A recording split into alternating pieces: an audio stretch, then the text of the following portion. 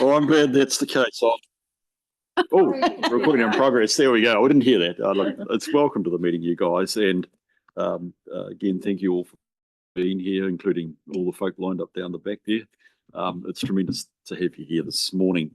And worthy to note, as I've asked you already yesterday, the celebration's 150. What a great, I'm pretty certain it's a sesquicentennial, by the way, is I think the nature of the phrase. So well done to Napier.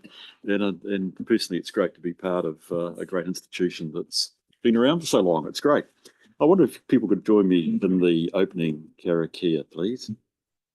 Te tawa mai I ronga, te tawa mai I raro, te tawa mai I roto, te tawa mai I waho, kia tau ai te Māori tū, te Māori ora, ki kei katoa, uni e, hui e, taki e.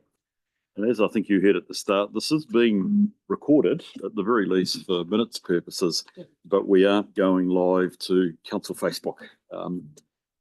Hopefully it doesn't change any of our approaches or anything like that, but there we go. Folk, are we all able to be here for the meeting? Is there any apologies we should acknowledge at this point? No? Brilliant. Conflicts of interest.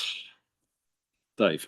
Bruce, just in terms of the civic project, civic building project, our firm has associations with Alexander Construction and on a national basis, Watson Hughes.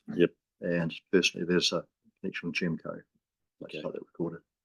Okay, so and I think as we've discussed, Dave, it would be wise for you to withdraw when we consider that in close. So, so that's the item in PX, which is item one, the consideration of the civic centre development. Appreciate that. Thank you, Dave. And actually, I'm not surprised that somebody in the room, although particularly you, I'm not surprised somebody has an interest in that when it's such a broad approach. We could note that, please, and we'll record the appropriate action taken later on. I haven't been informed of any public forum. Kirsten, is there anything you need to say as mayor? Oh, sorry, you're in the process of walking around. I got there. No, nothing from me. No, Louise, anything from management that we should say at this stage? No, thank you. Right, if we go to the minutes, please, of our last meeting, which was dated, what date there, Carolyn? The 5th of September, thank you very much. I'll move from the chair, we've taken this correct. I have a second, thank you. I have it. Sally? Yes, no, I'll take that now. Corrections or comments or whatever, that's fine. Just on page 131, the clarity on the workflow and priority process of our policy review system at this meeting. Just, is that the paper that we have before us? Is that supposed to be included, or is that something that's been I was comfortable that we had sufficient information in that paper, Hayley, to understand where it was going. This is the sort of the rabbit wheel, or what I better say the rat wheel. That doesn't sound too good, does it? Of running around trying to get all these damn policies done, and I think I'd seen from the paper. I think it's you probably presenting. It was a pretty good sense of where things were at, Hayley. Yeah, I suppose. Perhaps when we get to that, we have a discussion whether that's still sufficient, but I would hope it was. Yeah. Any other matters or corrections that need to be noted? Just, I guess, follow up on that. I did thank you for raising it, Hayley. I did go through the various actions and directions, but I'm comfortable that either they're in hand or, more importantly, they're addressed in the papers we have in front of us for today. So I'm comfortable with that. Another comment, I'll put the motion. All those in favour? Yes, I have, Sally. All those in favour, please say aye. Aye. Those against, it's carried. I can't believe I had a soft voice there, Carol. There we go. That's not a problem. Right, if we could move then, please, into the first substantive. Oh no, minor matters not on the agenda. I don't think there's any minor matters that we need to note at this stage. Is there? No? Great. Can we move to then what's a really interesting set of papers? Thank you to staff when we were just planning the agenda today. The combination of strategic risk 36, but then also associated matters around items 2, 3, and actually even four for that matter, were all interesting and seemed to be clumped together as a good substantive piece of work for the committee today. So I'm very keen, Rachel and Bruce, that we spend relevant time on this, and I'll be very interested to hear what you guys are going to say. Thank you. Thank you, kia ora koutou. So to Bruce and David, I'd just like to introduce Bruce Lake as our EPMO manager. He's been appointed to run our EPMO team, and he has prepared a lot of these materials for you today. But I just wanted to, before we get into the substantial papers, to just talk through how we've got to where we are. So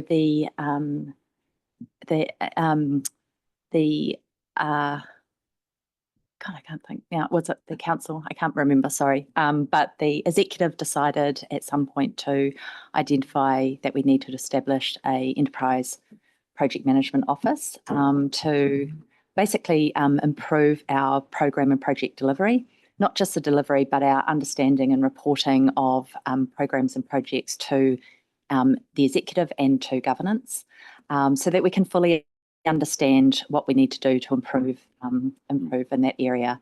And so we established an EPMO. We utilised some existing vacancies and repurposed them into 4 new positions. And Bruce was employed as the manager of that team. When we did the business case for the EPMO that we brought to ELT, we identified a work program of improvement, and that was done from a lot of information that we gathered from the project community within the business, as well as from managers and the executive and from elected members, to identify the areas that were the sort of first priorities for improving our project and program delivery, and then working on a maturity model from there as to what we need to first get fixed and then keep moving on in terms of over a sort of a four-year period. So that's where we are now, and there's been a lot of good work already done, which we want to talk to you about. But because we are in that maturity timeframe, our risk still remains out of appetite until we actually get a lot of that work program done, and that's what we'd like to talk to you today. And so in terms of the substantive paper, with your permission, I'd like to take that as read, but we'd like to move into a presentation that we gave, and we should have changed the title on here, which we gave to the Future Napier Committee in October. And I think it will help you understand how that work program and that maturity roadmap that we are on will have a direct effect onto the controls, and then fundamentally onto the level of risk that we have around project and program delivery. So I'm going to hand over to Bruce to go through that, and then we can get into any detailed questions that you'd like. Thank you. Appreciate that. Thanks, Bruce. Welcome to the meeting. Thank you very much. Look, I won't go through this entire presentation again because I presented it obviously back in October, but maybe if we could flick through maybe to slide 3, that one, yeah, next one. It might pay, just because this is a different forum, to go into some detail. Okay. If that's okay. Okay. Yeah. All right. Yep. All right. I'm happy to do Yeah. that, Brett. Okay. So why an EPMO? Really, the fundamental purpose of an EPMO is to actually do the right projects and do them right. That's really fundamentally the key aspect. So 2 main elements to that is obviously helping the organisation understand their priorities, how their projects link back to their strategic initiatives, making sure we're doing the right projects. And then the other focus is ensuring that we do them right. So how we run projects within the organisation, making sure we've got frameworks in place, that we've got tools that work well, that there's consistency in how we implement projects. Often we in a lot of organisations that don't have an EPMO in place, it often relies on heroes, project management heroes, to get projects across the line. So this plan was established and approved in sort of July, and I came on board in August. And as part of that, there's 4 phases to the program. First phase being what we call quick wins, and that was really involving doing some health checks on 30 odd projects within the organisation to just understand what the sort of key challenges are. And a lot of those findings were then fed into a new initiative called Business Process Improvement Steering Group, which has 4 ELT members on that. And the purpose of that is really to understand all the change business improvement initiatives that people are running across the organisation that could potentially impact projects. We want to make sure that we understand those impacts. So, for example, doing a new general ledger would impact projects, for example. Implementing a brand new procurement framework, which I know has been really top of mind for the procurement team, that impacts projects. The work that we're doing, all the EPMO, we're going to implement a whole new methodology, new templates that will impact projects. So that has now been established, and I'm the chair of that, and we have 4 ELT members at that particular area. And then this has been now transitioned to myself, so I effectively chair this session on a monthly basis. In terms of the strategic risk, I came on board, and my offsider here beside me, Dave, spent a lot of time with me over the last couple of months trying to understand the nature of the strategic risk, the history of the risk, and to understand what it is we need to do to actually properly document the risk. It's fair to say, and I do say that in the paper, that it still needs more work, but we've started the journey, and that's the key point, is that we've not had an EPMO in place before. In councils, and certainly in my discussions over the last month, a lot of councils have had EPMOs for 5+ years. This is the first cab off the rank for the council. And so whilst we've done a lot of work up front, so for example, I've recruited my team. My last team member starts on Monday, so I will be fully recruited. We've done some work around a new project brief or what we call a project initiation document, which we're about to roll out. And we're starting to do some comms around the organisation as well. So I'm really out in the business trying to understand what's going on. The next steps really is to get the plan that we've got agreed actioned. And so the residual risk is reflective of where we are in our journey, which is at the start.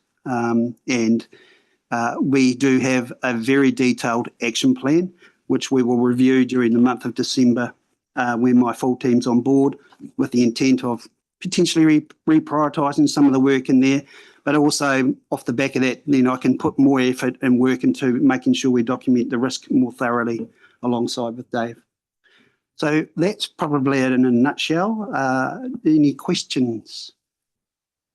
Brilliant. No, thank you for that, Bruce. I just wanted just a couple of things, couple of opening comments, and then I'll open it up. One is, I love this. This makes a lot of sense.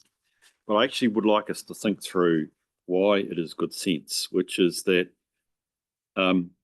good risk management is just good management. Yeah. And we should also reflect that where risk is outside appetite, the organisation has to think seriously about does it devote resources to dealing with that risk issue. And this is a good case, in my view, of where Napier has looked at this, realised there's a risk, and done something about it, which is really superb. So this really puts the whole project, in my mind, on a good basis. Great. The other thing, though, which I would just note before I open up, is I look at I've never seen a CAMS report before, but I have now, on page, is it 10, where you've got a summary of the risk. And I just want to reflect, the strategic risk we're dealing with here is the organisation's ability to deliver. The organisation's risk is not the EPMO. The EPMO is the control, as I read it. Yeah. Dave. Bruce, sorry, I keep wanting to say. No, you're fine. Sorry about that. I can see Dave, but it is the control. The risk is not the EPMO. I mean, there is an operational risk that you implement the EPMO, less than optimal. Absolutely. Yeah. But the reality of it is we're trying to address a higher level strategic risk, which is we want to deliver on our plans, right? Yep. Yeah, good, which I think is always reasonably important. So this is tremendous. So look, those are opening couple of not clarifications, comments from me, which make this all really good. If I do have questions for either Rachel or Bruce here or anybody else, actually. No? Yes. Sorry, through the chair. Oh God, now my computer's died. That's okay. Just with regards to page 10 that you were just referring to, Bruce. And this may be sort of what you were touching on. I was just wanting a little bit more clarity around the risk owner comment that's included in there. Mhm.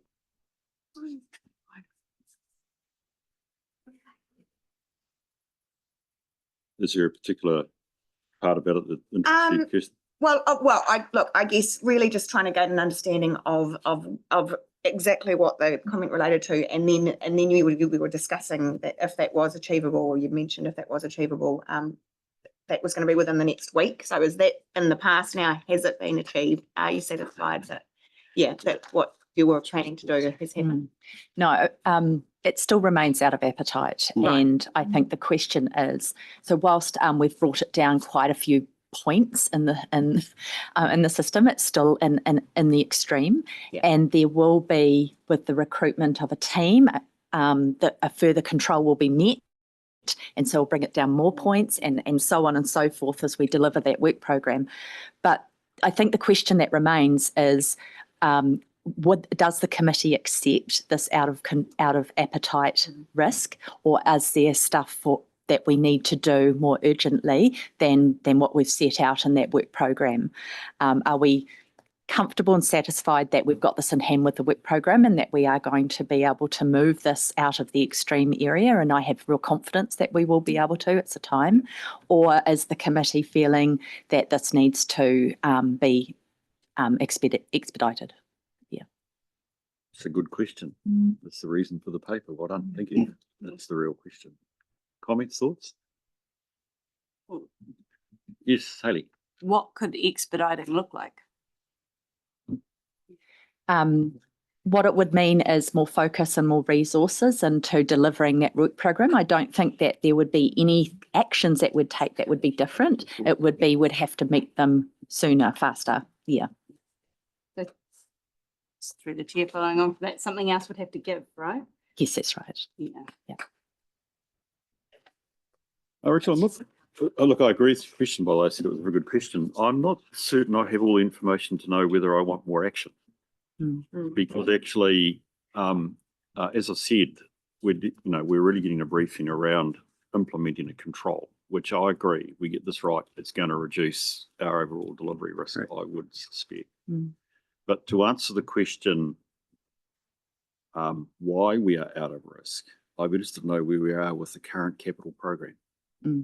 Or project, sorry, because actually it might not, it could be renewal programs as well as also capital and other things that actually an EPMO may well deal with.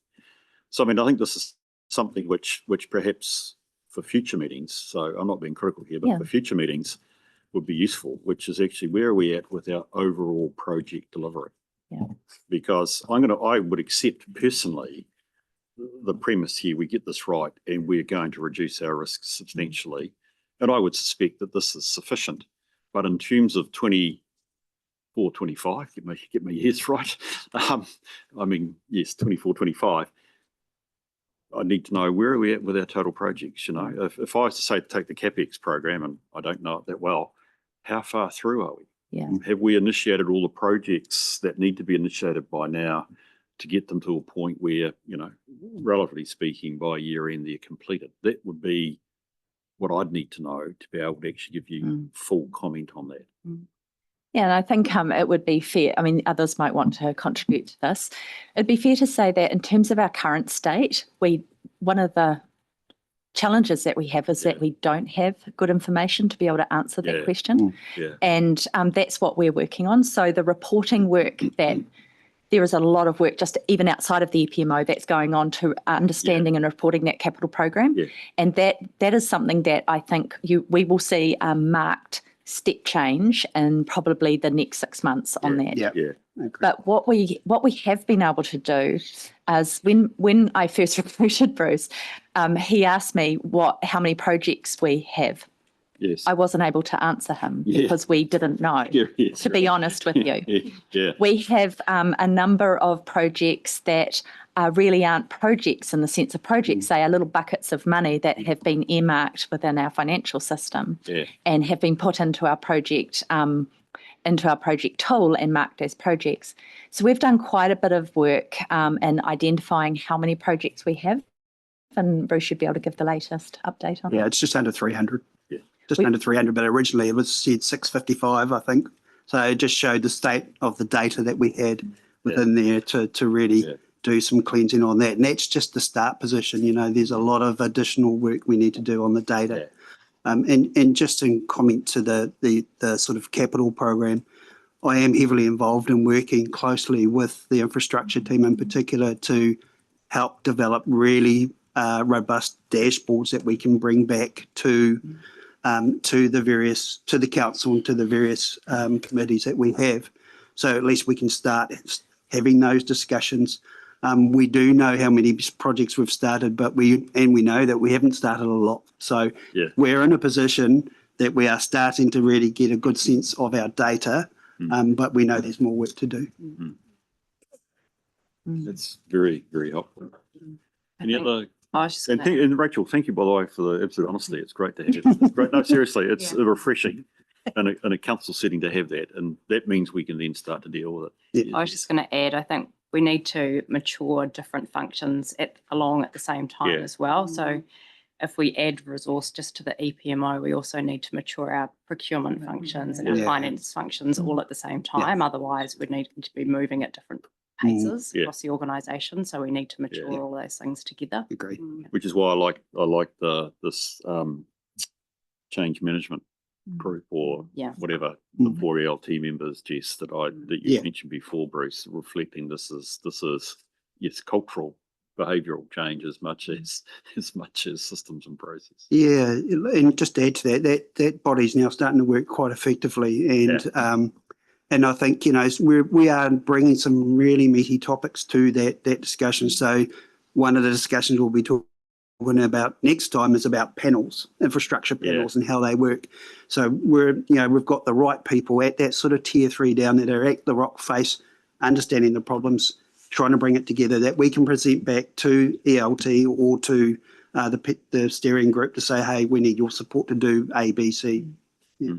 So we're feeling more confident, certainly where I am than from where I started, which is, you know, just over 3 months now. So And I just want to draw to this slide, in which identifies the sort of how we've been able to pull together all the components of project delivery together with the EPMO as the hub of that and all the spokes. And part of the reason as to why we haven't been very successful in the past is we've had these disparate activities for going ahead and bringing it all together and prioritising what is the improvements we need to make first for the organisation is really important for us to do, because improvements were happening sporadically across the organisation, but it wasn't being embedded as an organisation-wide change.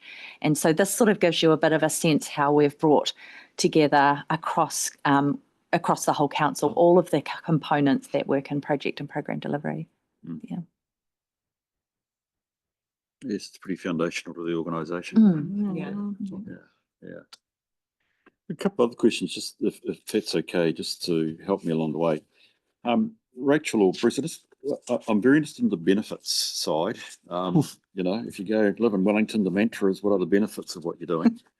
Can you just characterise or flesh that out for us a wee bit about what you plan to do there, please? Well, I can start with some, and then Bruce will, I'm sure he'll have a few more. I think one of the fundamental benefits is that we go out to our community and we say what we're going to do. We need to deliver on that. It's fundamentally, it's reputational council. And if we can deliver on that's the first thing that we need to achieve. I think secondly is that we need to prioritise the right projects at the right time. So I think that we need to make sure that organisationally we are putting the things that matter the most to our community, or the things that we're going to have the biggest impact or the most need first. And so it's about sort of that force multiplier of corralling our resources appropriately and not sort of dissipating our resources across many different things. And I think that's really critical for us too, so that we understand what our community most need or what our infrastructure most needs, so that we don't get into a sort of a catastrophic situation where we've had failure and things like that. So I think they're the two key things that I would see either internally and then externally for our reputation. Yeah, Bruce, do you have anything to add to that? You covered it off pretty well, but just in terms of like just the process of benefits, full stop. Again, an EPMO's one of its key responsibilities is to ensure that the projects we implement, that we actually measure those benefits of those projects. And that's something that isn't in place at this stage. So I see that as part of the sort of portfolio management component of that, is that you do the prioritisation and then you measure how successful your projects were on an ongoing basis. You just don't finish the project, you measure it. So, and in my experience, I've sort of been through a process where you measure them 6 monthly, yearly, 2 yearly, and then usually that's about it. But so that discipline just doesn't exist today, but it will exist once we've fully embedded the EPMO. Good. That's what I would like to do. Look, sorry, I've got about 2 or 3 more questions. Okay. Yeah, go for it. You'll have a bunch of project managers inside the organisation scattered throughout the departments. So what does this look like to them now? It's a good question. And look, we have commenced the discussions around the EPMO. So we did we've effectively launched the EPMO. And what we are doing is establishing what's called a community of practice. So effectively a community of project managers. And so the intent with that community is to bring them all together to talk about the upcoming changes, to socialise the changes with them, to train them if they need training. So, for example, we're looking to the tool set that we discussed where all of our data is stored. We're looking to make some significant changes to that. So we'll need to train them up on that. And then we will need to mandate the need for them to use the tool set. So at the moment, it's not mandated as well. So again, part of the challenge is getting the project community on board and then saying, right, from this point, flick the switch and you're doing regular reporting. If you need support, the EPMO is here to support you. We can help you write your business cases. We can we'll help with your project initiation documents, all of that stuff, which they've pretty much been left to their own devices to this state. Yeah. Yeah, and I think part of that project community, and you can see, is this little thing called PTAG. It's a project technical advisory group. So at this stage, it's about bringing them on board, and it's about them helping us shape the project framework, rather doing it with them than to them.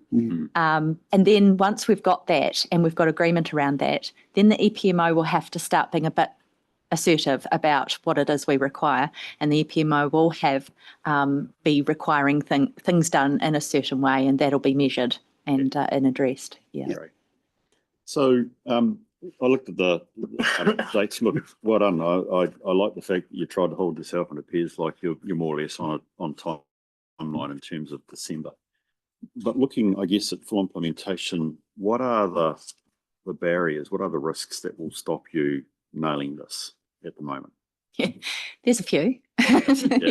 I think just to carry on with what we're saying, one is that we, don't get the buy-in from our project community. That's really critical to what we need to do. Another one is systems. System change is it costly? It's a big change piece for people. It's time intensive to train and get people onto new systems. We have a system at the moment that is like a Rolls Royce, but we use it like a Mini, and so it is actually it is actually about utilising that correctly and giving people the appropriate training and support to use that system really well, rather than throwing it out and saying we need a new system, because actually it is fit for purpose, and we've done quite a bit of work to establish that. So. And I think those are the probably two main risks that I can see. Is there anything from you, Bryn? No, I think you've covered it off. I just wanted to say that I do own a Mini, and I really like it. I did have previously had a Holden Commodore, so there you go. But in saying that, I just want to echo Rachel's comments, which is really,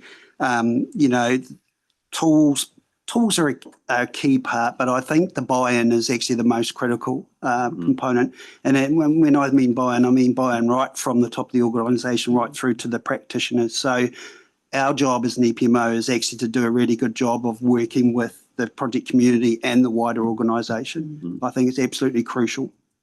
Yeah, that's really important, Bruce. And I think that we need your continued support. You know, EPMOs have a pretty tough job, and so we do need a lot of support from the executive and from the committees to ensure that we have the mandate to do what we need to do.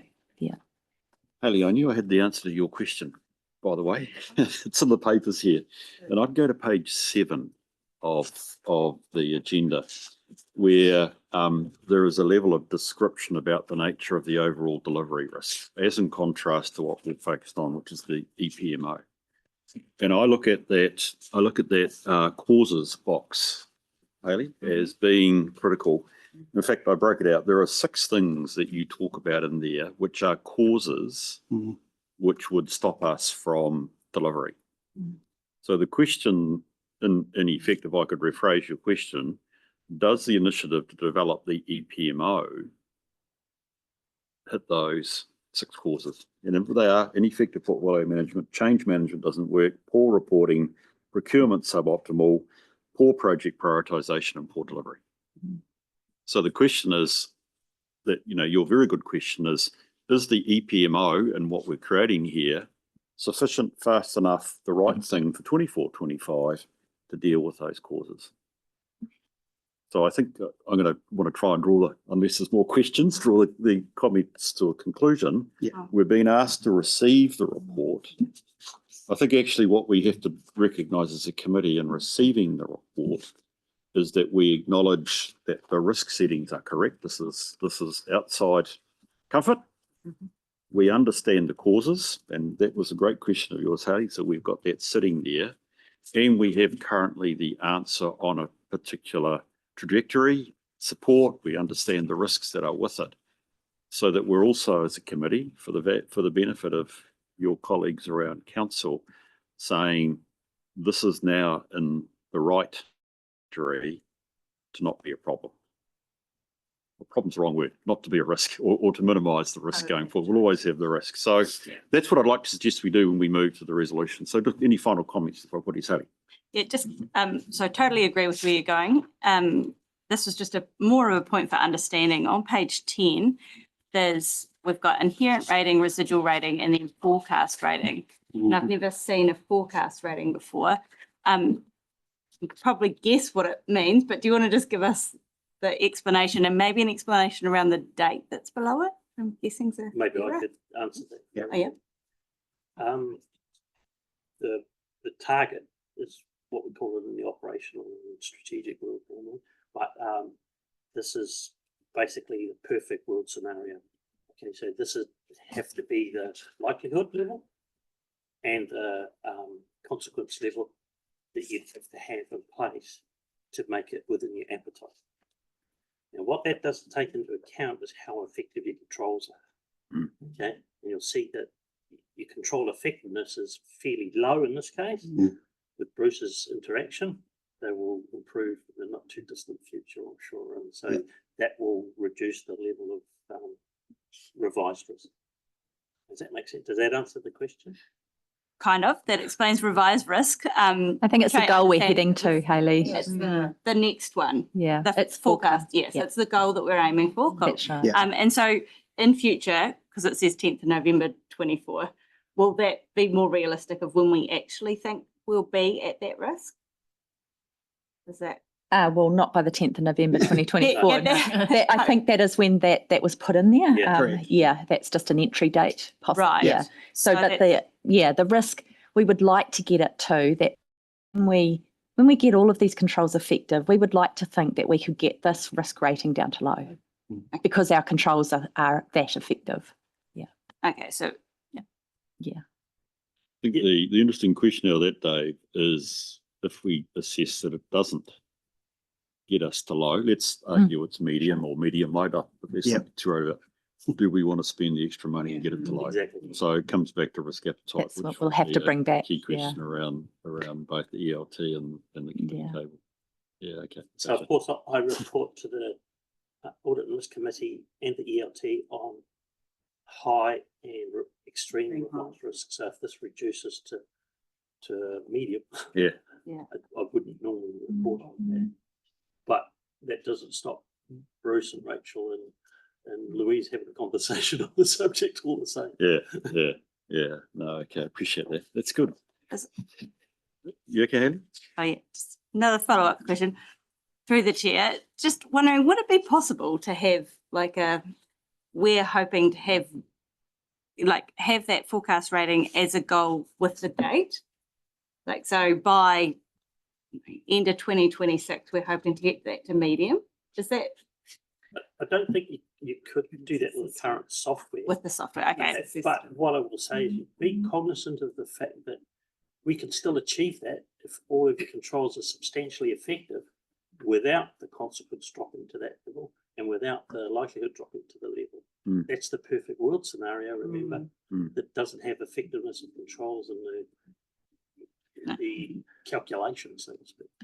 And Hayley, it might be more effective for us to measure our progress in our work program. Yeah. And then we can assess how does the risk level look once we're moving the program through and we're actually being able to measure the effectiveness of those controls. Then we'll be able to determine what does the risk profile now look like and bring that back. So I think if you want a sort of dates and things, it's on our work program and what we can achieve more than on the risk. Yeah. Yeah. Yeah. The treatment actions, by the way, have due dates, okay, when they have to conclude on. Yeah. You can't see it in this report. But yeah, so most of them I'll call it Bruce's one, The dates. March, I believe. So by March, you should see a significant move in the dial. Brilliant. Sally. Thank you. Through the chair, just a comment. I think when I went through the work plan, which I think is the thing that gives me the most confidence, coupled, I think, with your explanations and reiterations for us, Bruce, because there's something different for us to get our heads around as well, right? But was the operationalization of the portfolio management. So to me, that's the milestone where we will probably have an uplift in the reporting and the assurance that comes to us as well. So that was the one that I was the line that I was very interested in with that January date against it as well.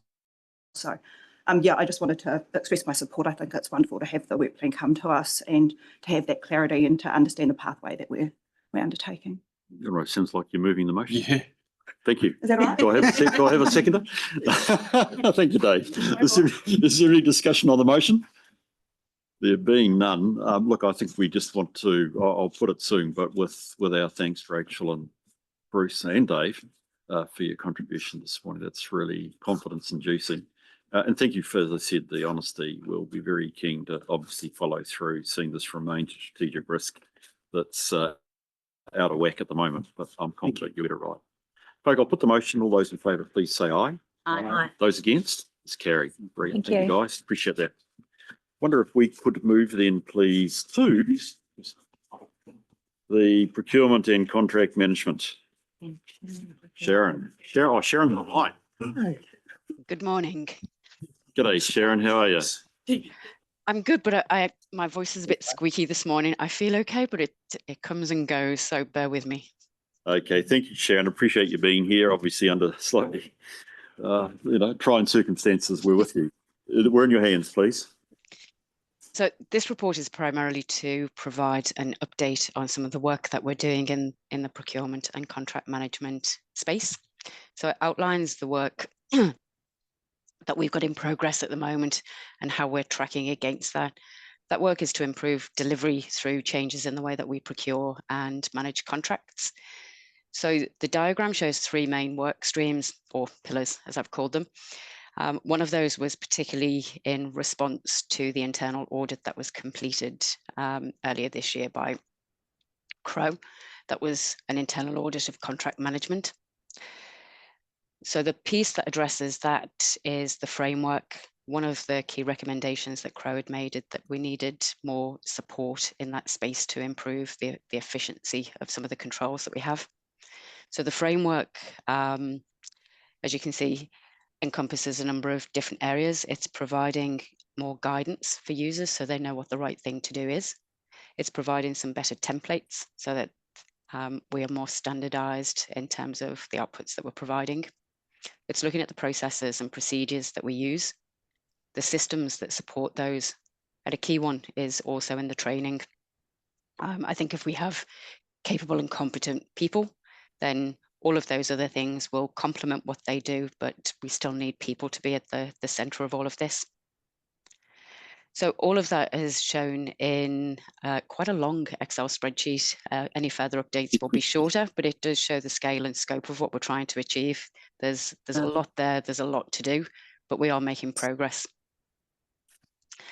What I've highlighted probably as the greatest risk to that is there are 3 pieces of work, and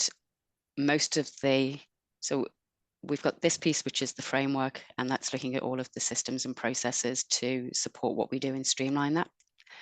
We're also very embroiled at the moment in trying to see how we can deliver more efficiently by developing a procurement delivery plan from some of the pipeline work that's underway at the moment. So that the team, and it is a fairly small team, has got this quite dual focus around putting in some of the systems, foundations, and enablers to do things better, while also doing the do. So there is a little bit of tension there. It's working well at the moment, challenging, but we're using the PBI governance group really to ensure that any change in priorities that would affect the timings that you can see are taken back to them. So if we do need to reprioritize and put the focus onto delivery, that's the group we would seek that guidance from. Any questions? Thank you. Yes, Sally. Thank you through the chair. What is the PBI group? Apologies, because you get so used to talking acronyms. So that's the Program Business Improvement Governance Group. At the moment, there are several key pieces of work. It's an umbrella steering group that helps to manage the work that Bruce is doing with the EPMO, the procurement initiatives, and some of the work that finance are also doing around GLs. So it's making sure that some of the business improvement initiatives that we have at Council at the moment are working together, and I've got one common governance group to ensure that they stay aligned. Right. So it's not governance. No. No. I don't remember appointing anybody on it. Operations program. Okay, thank you. But we need a. We'll come back to governance when we look at the risk management maturity as well. Okay, no, that's fine. Thank you for the question, Sally. Yeah. But looking at it, I don't know what that is. It's certainly, I'm very grateful to have heard about the PBI, because again, it becomes an important part of of a level of assurance that this has got a fair chance of good implementation. Hayley, you've got a question? Yeah, through the chair. Thank you for that, Sharon. Just wondering, sort of, you talked about the tension between delivery and sort of like working in the business, working on the business. Do you have a rough idea of sort of where the split is at the moment, around sort of percentage-wise of where we're spending time? From the procurement team's perspective, how much time? Yeah. So we currently have a team of 4, including me. I would say probably my time is 50-50 on this. For the rest of the team, it would be probably 80 to 85% of their time is on delivery. And then what I'm trying to do is just pull in the on the ground coalface experience into some of the work that we're doing, so that it's not just academic change, it's reflecting some of the key pain points that we have at Council and trying to focus and address those first. Brilliant, thank you. Thank you for that. Any other questions, Kristen? Thank you, through the chair. And just referring to the work plan schedule here, is this everything intended to be finished by the 20th of December date that you've included in here, or have you just simply reported through to that date? Yes, the spreadsheet goes on and on. It becomes quite long. So it's just showing the short-term focus. I think What we're also finding at the moment, because we do have that tension between delivery and completing some of these improvements, that's reviewed roughly on a 3-monthly basis to see if we've still got the right focus and whether that needs to change. Thank you. Some of those have been completed. So in terms of training, we've managed, I should probably explain the colours. So everything that you see on there that's in green at the moment is completed. So that's primarily around some of the templates. And there was a focus there on looking at some of the enablers to actually get contracts out and into the market. So it's more on that sourcing RFP tender side. And we've also completed several sets of training. So one of the key ones was a half-day workshop with MB and a recent 2-day course on, it was a procurement 101, but with a focus on evaluations and infrastructure. So that happened last week. Yes, Sally. Thank you through the chair. This is a weird one, so sorry, bear with. I was wondering, what do you mean when you say rather than applying a cookie cutter approach? It's in the social and policy 2.5. I just stood out to me as, yeah, I didn't quite understand what you meant there. The intent behind that wording is to make sure that what we do is takes a scalable approach. Some of the projects that we have are very complex, they're high risk, and we're looking at ways of delivery that are relatively new to council. We also have at the other end some of the low level BAU, business as usual, low value, low risk. What we're endeavouring to do through this is to make sure that we develop tools that are fit for purpose, and it isn't a one size fits all. Thank you, Sharon. And if I may just supplementary to that. So the assurance that I was seeking, because cookie cutter also sort of meant to me that, you know, it's the way that we've done things. We know that it's safe, it's underpinned by best practice, etc. So just seeking assurance that even though we might be looking to do things differently, that we're still applying those, that approach and making sure that we're still following those standards, etc. Even though it is taking a best practice approach, yes, correct, but we're just making sure that it's right sized for what we're trying to do. Oh, thank you. Thank you. Any other questions? Yes, Sally. Thank you. Through the chair, I've got a question that I think broaches 2 papers. So I'll ask it now, and if it's not the right time, you can put me off later. But so one of the bits of feedback I've had is around the health and safety requirements that we ask our contractors to go to, and that they're not always fit for purpose.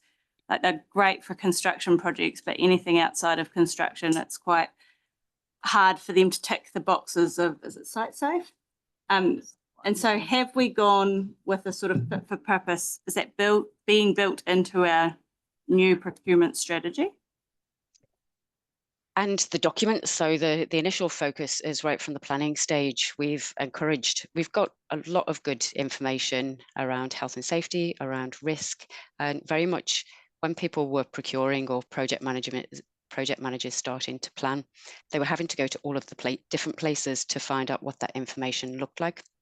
We've pulled those threads together in those planning documents to give just enough consideration and to advise people where to go. So the content around health and safety in those planning and RFP documents has come through from Andrew Wallace from the health and safety team. But what we have done is split our planning documents into construction focused ones and professional services, which acknowledges that there are a bunch of different requirements and many aspects that are different, health and safety being one of them. And that discussion with Andrew is to anything that is construction focused, there is a need to be site-wise or have a health and safety accreditation. That applies only for professional services if the professional service provider or consultant is actually going to be on site. If it's desk-based, that requirement doesn't apply.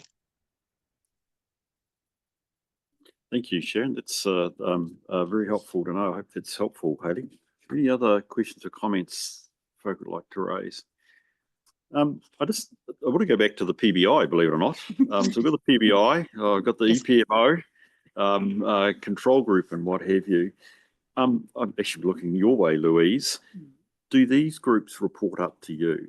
Do we, that they're all related in some way? There's also, I hear the point about tension between framework flying the plane versus building it, sort of type analogy, or on the business, as you said, Hayley.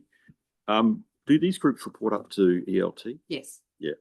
So that We get regular reports. so this sort of tension concern can be dealt with at ELT. Yeah. Okay. Good. Can I just add, so the Project Business Improvement Group, the PBI, is the one that Bruce spoke about that has 4 executive members on Oh, it. okay. The same thing. Yeah, same Oh, thing. okay, right. Well, even better. Because procurement is a big part of project improvement. So that's why Sharon's talking about, the idea is that, you know, a lot of places, components of project delivery, we're trying to do their own little improvements in their own way, whether that be a project delivery arm or procurement or finance. And actually what we needed to do is grip that up, make sure that we were doing the right improvement first, the thing that would get the best approach. And so procurement, finance, project and delivery, EPMO, they all make up that PBI group. Yeah. And they have a working group, and then they report through to the governance group, which is 4 execs in there. Yeah. And then we would then bring the reporting through to ELT if we felt that that's what it required. Brilliant. Yeah. Oh, that's very helpful. Thank you, Rachel. Appreciate that. That gives me, again, good confidence you've got this one in good hands. Any other questions for Sharon or indeed staff here? We move to the resolutions, please, which is that we note the procurement contract improvement plan, attachment 1. We also note that, as you said, Sharon, there's a spreadsheet keeps on going out to the right. And we note the progress related to the implementation of the procurement contract and management improvement plan. And I think, again, it's inherent in us noting that we reflect that we've had a reasonable discussion around some of the challenges around the project, and we've got some sense of the controls that are in place. So making some assumption that as we move these, that we're happy with the sort of position that this is in. I'll move from the chair that we note though. Do I have a seconder, please? Thank you, Kirsten. Is there any discussion on the motion? No? I'll put it. All those in favour, please say aye. Aye. Those against? It's carried. Thank you very much. Thanks, Sharon. I hope your voice gets over what it's got. So appreciate your time here. It's been wonderful. I think many people will be pleased I'm losing my voice. Keep badgering away there, Sharon. That'd be my advice. Brilliant. Thank you. Hey, welcome to the table. I think it's time to have a look at asset management, please.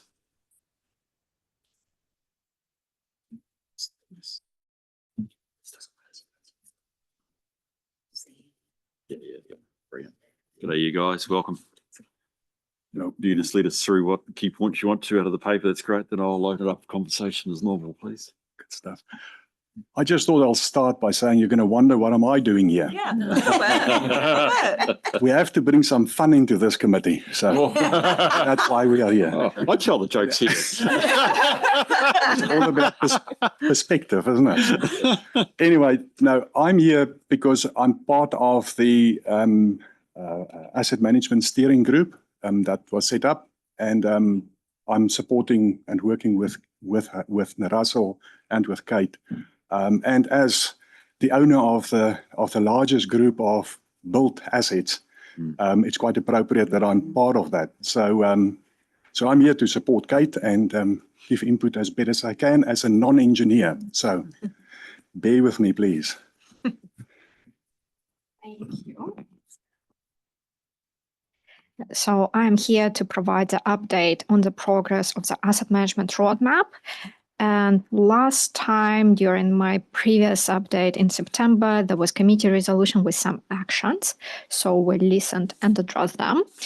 And I would like to start with the timeline. So the timeline that has been endorsed in December 2023 before, and the proposed one. Now we are in a Q4 and phase 0 and phase 1.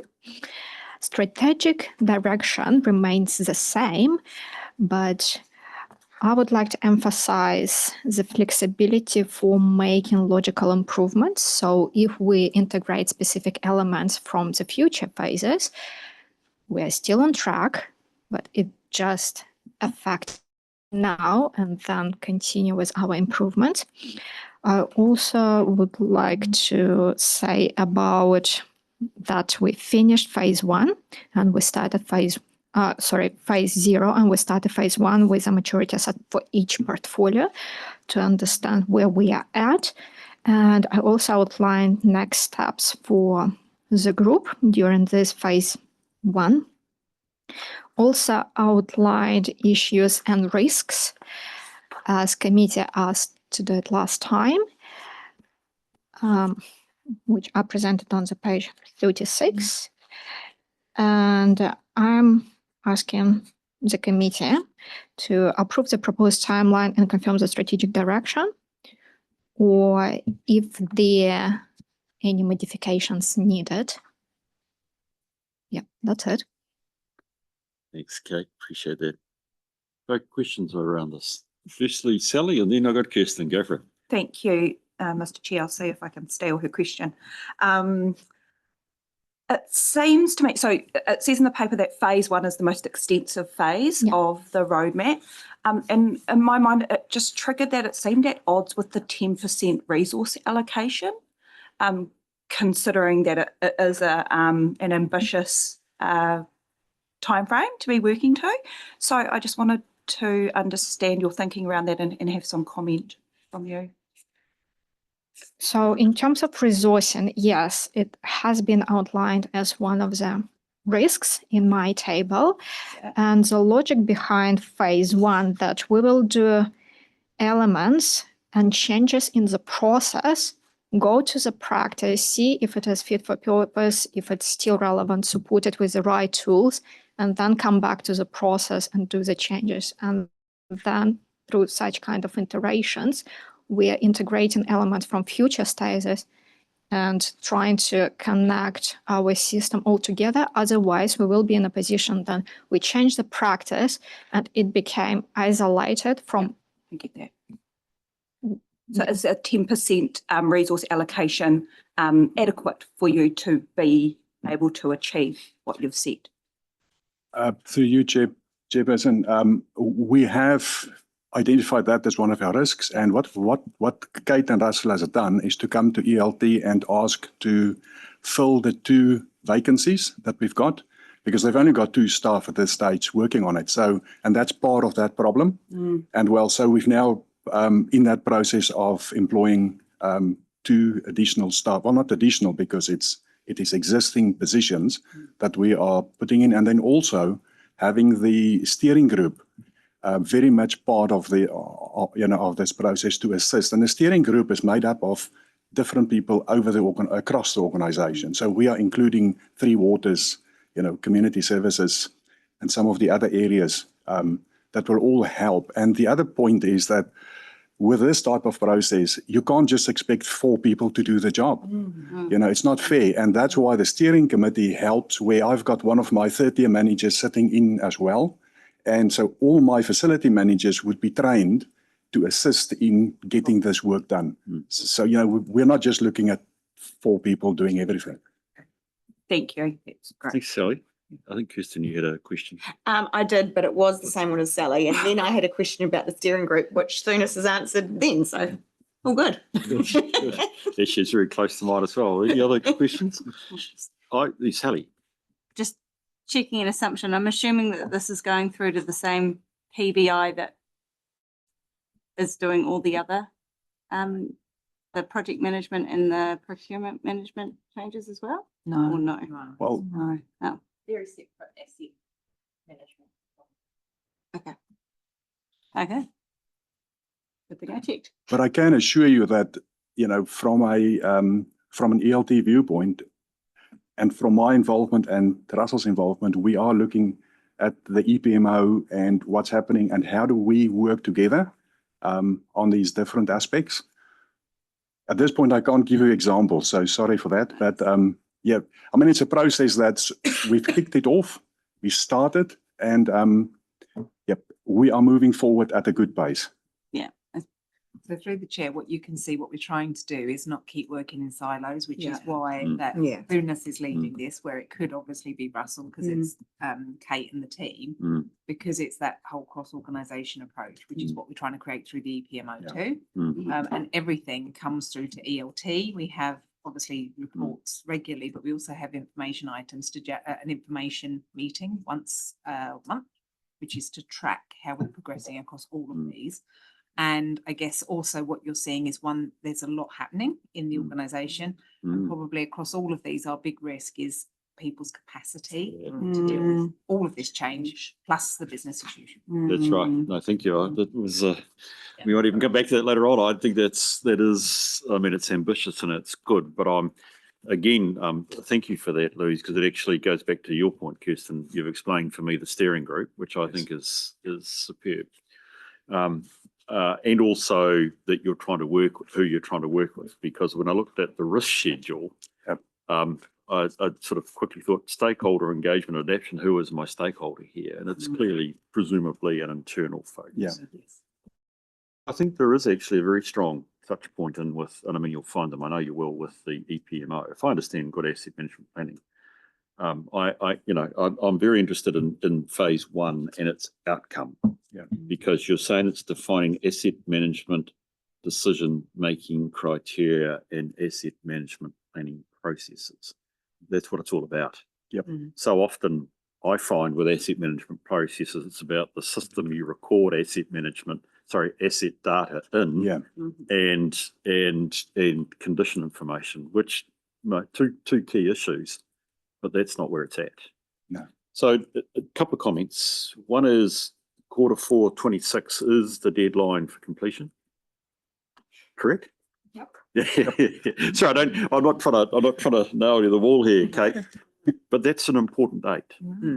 Because if I've got it right, your next LTP has got to be effective from 1 July 27, correct? Yes. So if we're going to have the benefit of this effort now, we need to try and capitalise on the next big set piece. I appreciate you've got annual plans and bits and pieces to go through, but that's the next big set piece for the next infrastructure strategy. That will be critical, I would have thought, for this sort of project to be starting to deliver into that discussion. Yes. And I'd argue it should be good if it was 30 June 26, but I take your point. It's a big process, and it's not for me to suddenly try and carve up and take time off.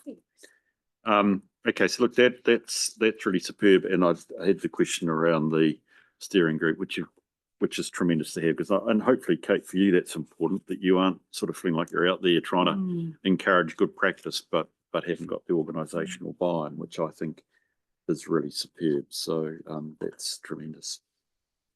The only other question that I'd like to ask you guys is, I always get a bit attracted by colour, don't I? I see red dots all over the place. Red and orange. And I just wanted to know, is this project at high risk, or are the potential mitigation actions either A, being taken, and B, does it say we haven't got a risky project?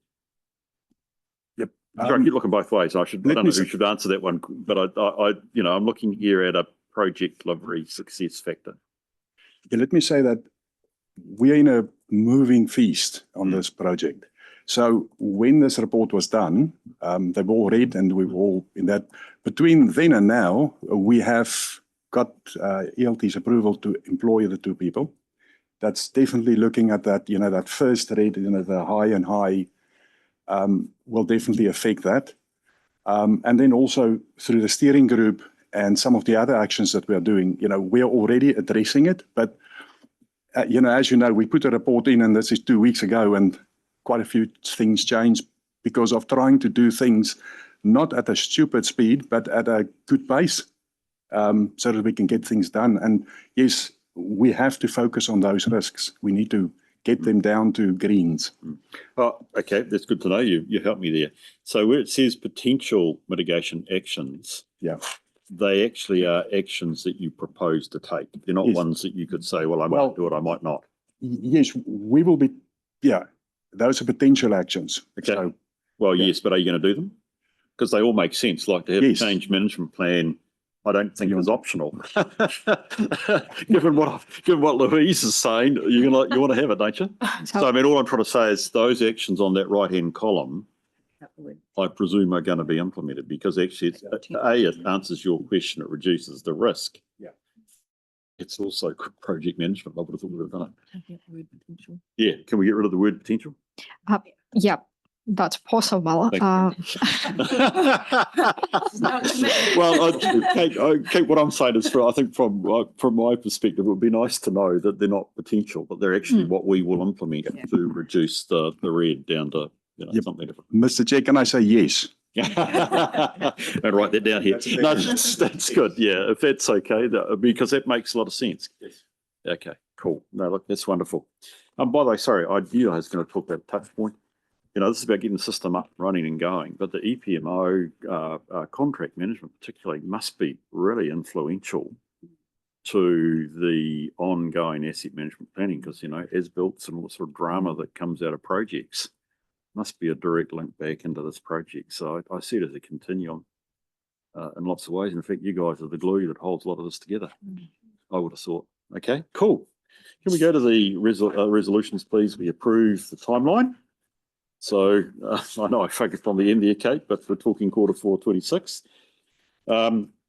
We confirm the existing strategic direction and we receive the update on progress on the roadmap. Do I have a mover and a seconder for that, please? Thank you, Hayley. I'll second that. Oh, thank you, Dave. You'll second it. You put your hand up. It's even better than me. Any discussion on them? Oh, yeah, any discussion on the motion? Yeah, I'd just like to say thank you for the paper and thank you for addressing the things that we asked for in the last meeting. This is brilliant to see really clearly what we were hoping to achieve and then a revised version. So thank you for that level of reporting. And yeah, I suppose just anything that we can do to assist that feels like all of the risk is able to be managed at the ELT level. So there's no need for us to do anything as governance. But if there is, feel free to let us know. Yeah. Thank you. Thank you. Okay, I'll put the motion. All those in favour, please say aye. Aye. Those against, it's carried. Brilliant. Hey, thank you, you guys. Appreciate you being here again. How are we going for time here, Karen? No, we're going good. We'll get there. Okay, the risk management report. Well, Dave. So I take it I'm talking to the Crow internal audit? Yes, please. I have a suspicion that we won't have Crow here because they didn't make it. They might pop on later. Oh, look, I'd like to deal with it now, to be honest, Alistair, if I be honest. I've got a pretty good sense of what they've written. Although, if I can make a slight comment, I noticed that we've got a draft report here, not a draft report, which is I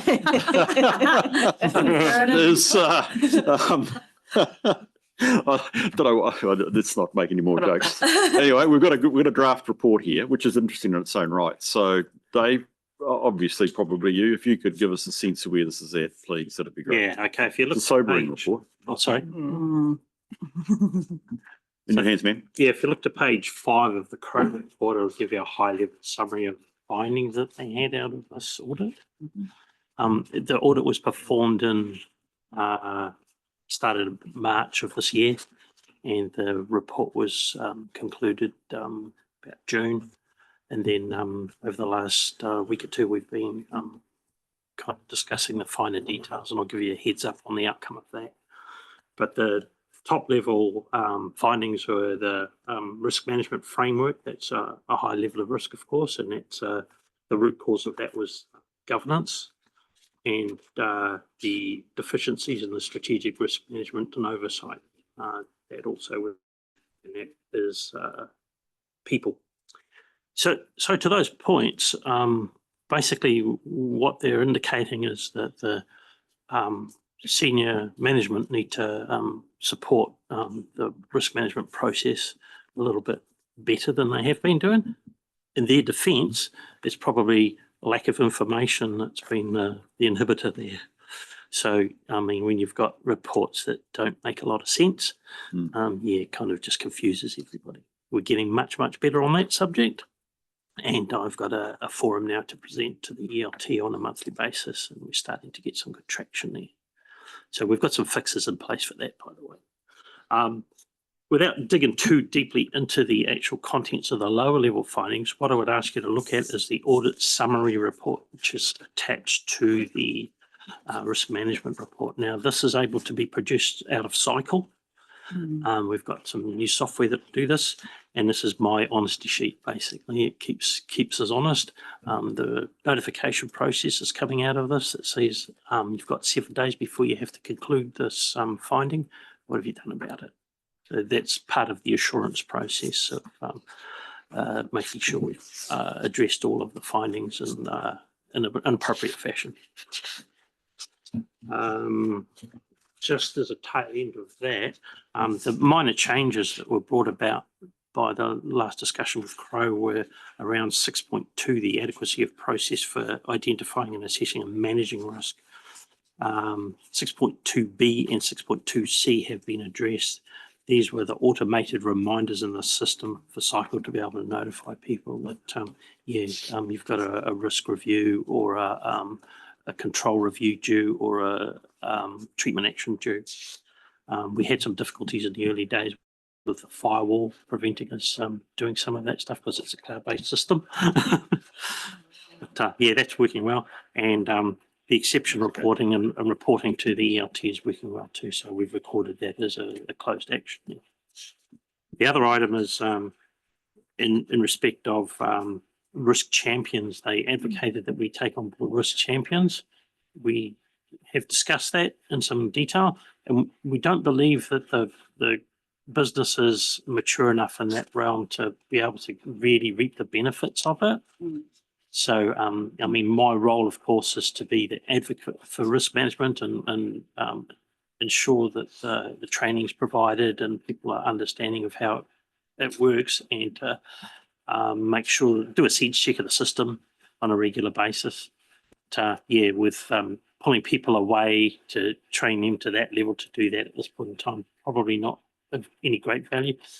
From my point of view, as an aside, people are naturally doing some of this stuff. Okay, so you get people that really understand it and advocate for it anyway. So in those key areas, it's quite helpful to have those. And I do have a good working relationship with those people to say, can you give us a hand here? So it does relieve the burden for me somewhat, but it is quite intensive. And this is particularly around the operational risks. And so my remit, of course, is operational and strategic risks. The project risk management is project teams themselves. So any questions? Thanks, Dave. No. As you said, a sobering report, and I just think the first thing I would note, we go back to our governance thing, that when I saw governance at the front end, I thought, oh, this is a comment about me. It is in some sense. So I found it quite sobering, but in fact, this is really about the risk management system and in effect governance. In this case, I take it as translated as ELT, correct? Yeah. Rightio. So where it says effective strategic risk management oversight is not in place, is a commentary at a senior manager. But I didn't say good. I don't mean it that way. I think actually, again, in the ELT's defence, with the lack of detailed information on it. Oh, look, and I appreciate that. So I'm not. I'm not trying to. I'm trying to say treat this objectively. It is. It is. It's where we're at. Yeah. It's not surprising. Yeah. So if I do have questions, yes, Kirsten. Thank you through the chair. Just a couple of questions, Dave. Firstly, with regards to 6.3 in the observations report, is the target date of the 1st of December for the training? Has that? Yeah. Yes, we've progressed well. The ELT have had their training and included that. Yeah. And now the tier 3 and 4. Yeah, I mean, they've got till 1st of December. Sunday. We've got some stragglers. We'll give you a little bit of leeway. So that'll be a bit natural. But there is, again, a little bit more in-depth training to come. So that's only the essentials training, which is a 90-minute course. So the tier 3 and 4 managers get to learn how to drive the system a lot deeper, kind of understand the controls and treatment actions. And there's a lot more training involved in that. Thank you. And just a subsequent question in terms of the overall sort of timeline here with the target date of 1st of March 2025. Are we on target to hit that? Yeah, I believe I've done all right. I've actually had the luxury probably 5 months ago to do 80% of the spade work around the actual policy and framework and the strategy document. So yeah, hopefully when I get back in the new year, I'll kind of get a bit of a break and not be impacted by too many areas for a week. And that's probably 40 hours will be sufficient, I believe, to do that. Yeah. But then what has to happen, of course, it's got to be presented to the ELT and explained, and then through onto to yourselves. governance. Yeah. Excellent. And I see also that you're noting that once the targets are met, we're aiming for a maturity score of M3. Yeah. Yeah. Yeah. That'll be embedded in the uplift program to some degree at the tail end of that. Okay. So yeah, the uplift program will continue and the timeline will get a little bit longer, but yes, that'll be the case. So when I first joined the council, the maturity matrix that we are using and have used has been a bit simplistic. And so that all of government one came out after that was created. So I'm going to try to reflect back on the all of government one and kind of, it's a lot more detailed in that respect. So yeah, I think, so that'll be also embedded in the process. I mean, things like the scope of the responsibilities of the with Jess's role basically in the advocate for risk management. So I need to detail some of it and discuss that with him. That's just kind of typical of what it is. Just to give you an idea of the differences between the 2009 version of ISO 31000 and 2019, the principles of risk management and the key criteria have changed, just simplified. It's all about simplification. Is kind of, they mature themselves, they've kind of done this. And so some of the diagrams have changed. So those will be implemented into the new document. As with all of the ISO 9001 plus all the other ISO documents, leadership is focused on. So there's this kind of a heavy lens over the leadership process and what's required of those and their requirements to support the processes. Yeah, there's a little bit more flexibility into it, so it's a little bit more of an iterative nature, as they call it. Yeah, we'll gain from our own experiences in that respect. So yeah, I mean, it's probably not so visible to yourselves, but I've seen a dramatic change in what the software can do and how it works for us, you know, and I'm very pleased with that. And it's neat to see some of the other people who are now using CAMS advocating for it too, because it is reasonably good software.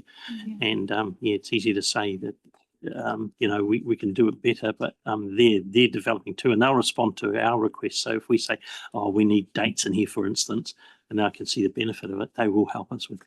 So, and a bit more streamlining and the model basically. So yeah, I think in a nutshell, it's not complex, but yeah, it's just typical of what they've done with the cycle of changes. Normally a 5-year cycle. All the ISO people have struggled for the last now 10 years, so it's doubled the time frame of those changes. So whereas 31000 is not a certificated standard, yeah, it kind of follows along with it all and they all align. Dave, any other questions? I had a bit of knowledge. Oh, sorry, Helen. Thank you. Through the chair. Just wondering, how is this maturity work piece fitting in with the other 3 that we've heard about today, and making sure that they're all at that they're not putting into silos again? No, so we have monthly reports. Dave comes and we look at strategic risk and operational risk, those out of appetite at ELT, and we monitor the work program as well.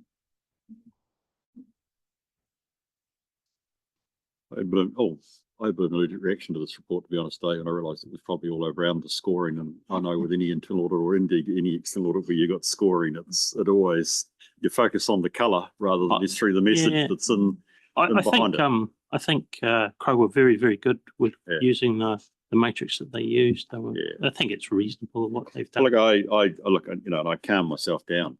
It's amazing what whiskey does. Just a joke. Laugh, please. I think page 10 is actually really important for us because it's describing behaviours, and that's what I'm keen that we focus on in effect. And I'm not, you know, and the issue is, you know, going back to, if I was being picky about the report, we've got the all of government, which is, you know, usually most people would probably do it against this. And then on page 4, they've got a different scale, you know, which sort of, oh, come on, guys. Anyway, key point is that to me is reasonably important. And I mean, you've described that M3 is what we're after. Yeah. I think as a starting point, which is really good. Now, a lot of what I've heard today already in the previous items is that we are progressing well. Yeah. Okay, I think I want to be careful how we read this. You know, if we get that EPMO right, we get our asset management right, we get the cultural and behavioural changes to go with that, this place from a risk perspective is substantially de-risked. And procurement and contract management. I knew there was something else sitting there as well. We get that going right. I think we could look at our colleagues in the eyes and say we have substantially, or management working with us has substantially de-risked the organisation. I would expect that that would be really foundational and important to how I'd assess this. What I like about page 10 is it says that it's about behaviours. So, you know, at ELT level, and particularly at this level, just as we were ably led by Rachel and Bruce before, we're talking really about actually, are we going to live this? And actually, are we consistent at it? Whereas, you know, to some extent, probably to date, we've been a bit ad hoc or informal. And it's the same, we've got to move it up the scale. So I think context is everything. You know, I'm always, you know, you get a report like this, I always like to see a bit more context and explanation, but I'm going to put that in there, that actually I'm trying to read this in relationship to that. So it's actually more for me about actually getting consistent at what we've started at in key and important chunks inside the organisation.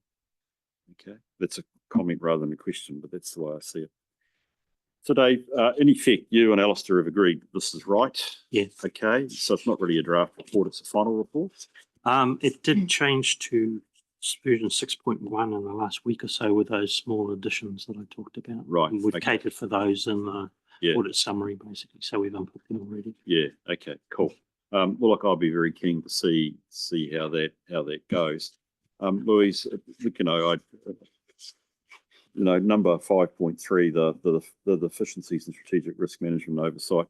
I'd be very happy to discuss further at a committee here. You know, is there a way we can support ELT? I don't doubt you guys are on this track of moving this forward. I don't at all. But if there's a way in which you would like to reflect on that and talk to us about it at some stage further down the track when you've got some more runs, that would be really great. So I'd appreciate that. Any other questions or comments from folk on the report? No? Can we go to the resolution then, please? Look at that. Almost not. We'll get through one more thing before we have morning tea. Do we receive the report? I'm going to move that from the chair. Do we have a segment? Thank you, Sally. Any discussion on the motion? Let me put it. All those in favour, please say aye. Aye. Those against, it's carried. Thank you very much. Now, I have also now got the internal audit recommendations. Alistair, are you dealing with that? I think somebody, or Talia, I think we can. Well, Dave, you are. Yeah. Somebody is. Can we rock through this and then we'll? I think. So that was. I think I'm then up to audit. That was the internal audit ones. No, we're on. Yeah, the internal audit recommendation. Oh, hold it. Oh, sorry. Yeah, you're right. I was getting myself mixed up. So the risk management report, okay, it's a bit more, but no, we've got 7 minutes, so we're good to crack on. Thank you. Let's deal with the risk management report. Okay, you'll see the summary of the strategic risks. This is taken from the heat map report, we call it. You'll see the trends starting to evolve. Most of them are fairly stable at the moment. You'll see the one for strategic risk 36, and you'll see the comments alongside those there to give you some guidance of where we're at. A handy hint for you is that anything that is having a revised risk level of medium or low, of course, that's on an annual review basis, and anything that's high is quarterly, and anything that's extreme is monthly. So strategic risk 36 will be a monthly review process. Okay, thanks for that, Dave. So do you have comments or questions on the quarterly review? again, to the risk current status. Oh, sorry. Sorry, I didn't really cut you off too quickly. but sorry. 22, again, are indicative of we're kind of partway through the analysis process. So this is the one on page 3. And you'll see trial reviews overdue. That's because we kind of, they're still in a state of flux, but now we've concluded those. As Thudis indicated, there's an information lag between putting the report together and actually what's happening as of today. So yeah, we're a little bit more advanced than that. The operational risks, yeah, they're starting to kind of move slowly, but yeah, I've got to give the ELT a little bit more focus, particularly around the treatment actions. So the treatment action dates have to be adhered to, and those actions actually are remedial actions for underperforming controls. So once you got your controls performing better, the risk level starts to come down.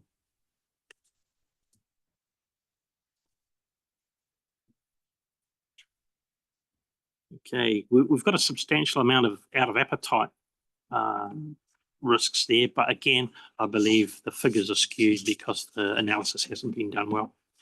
So yeah, we're concentrating on that now. That's the next phase of my journey, basically, to see if we can get those and what should be escalated as a result of that should be appropriate. And I'm estimating somewhere around 12 or so that may come into that realm.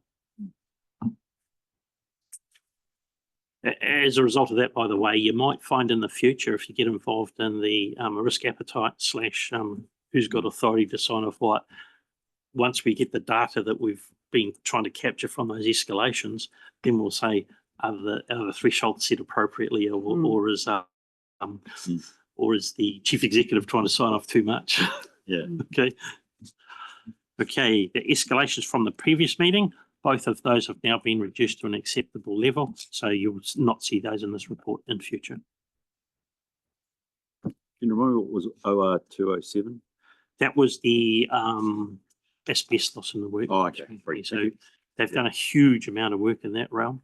And yeah, it's probably only in December do some of those treatment actions come to a close, basically. So yeah, in the next week or so, we should see it drop even lower. But at the moment, it's a medium level, and I wouldn't report to yourselves.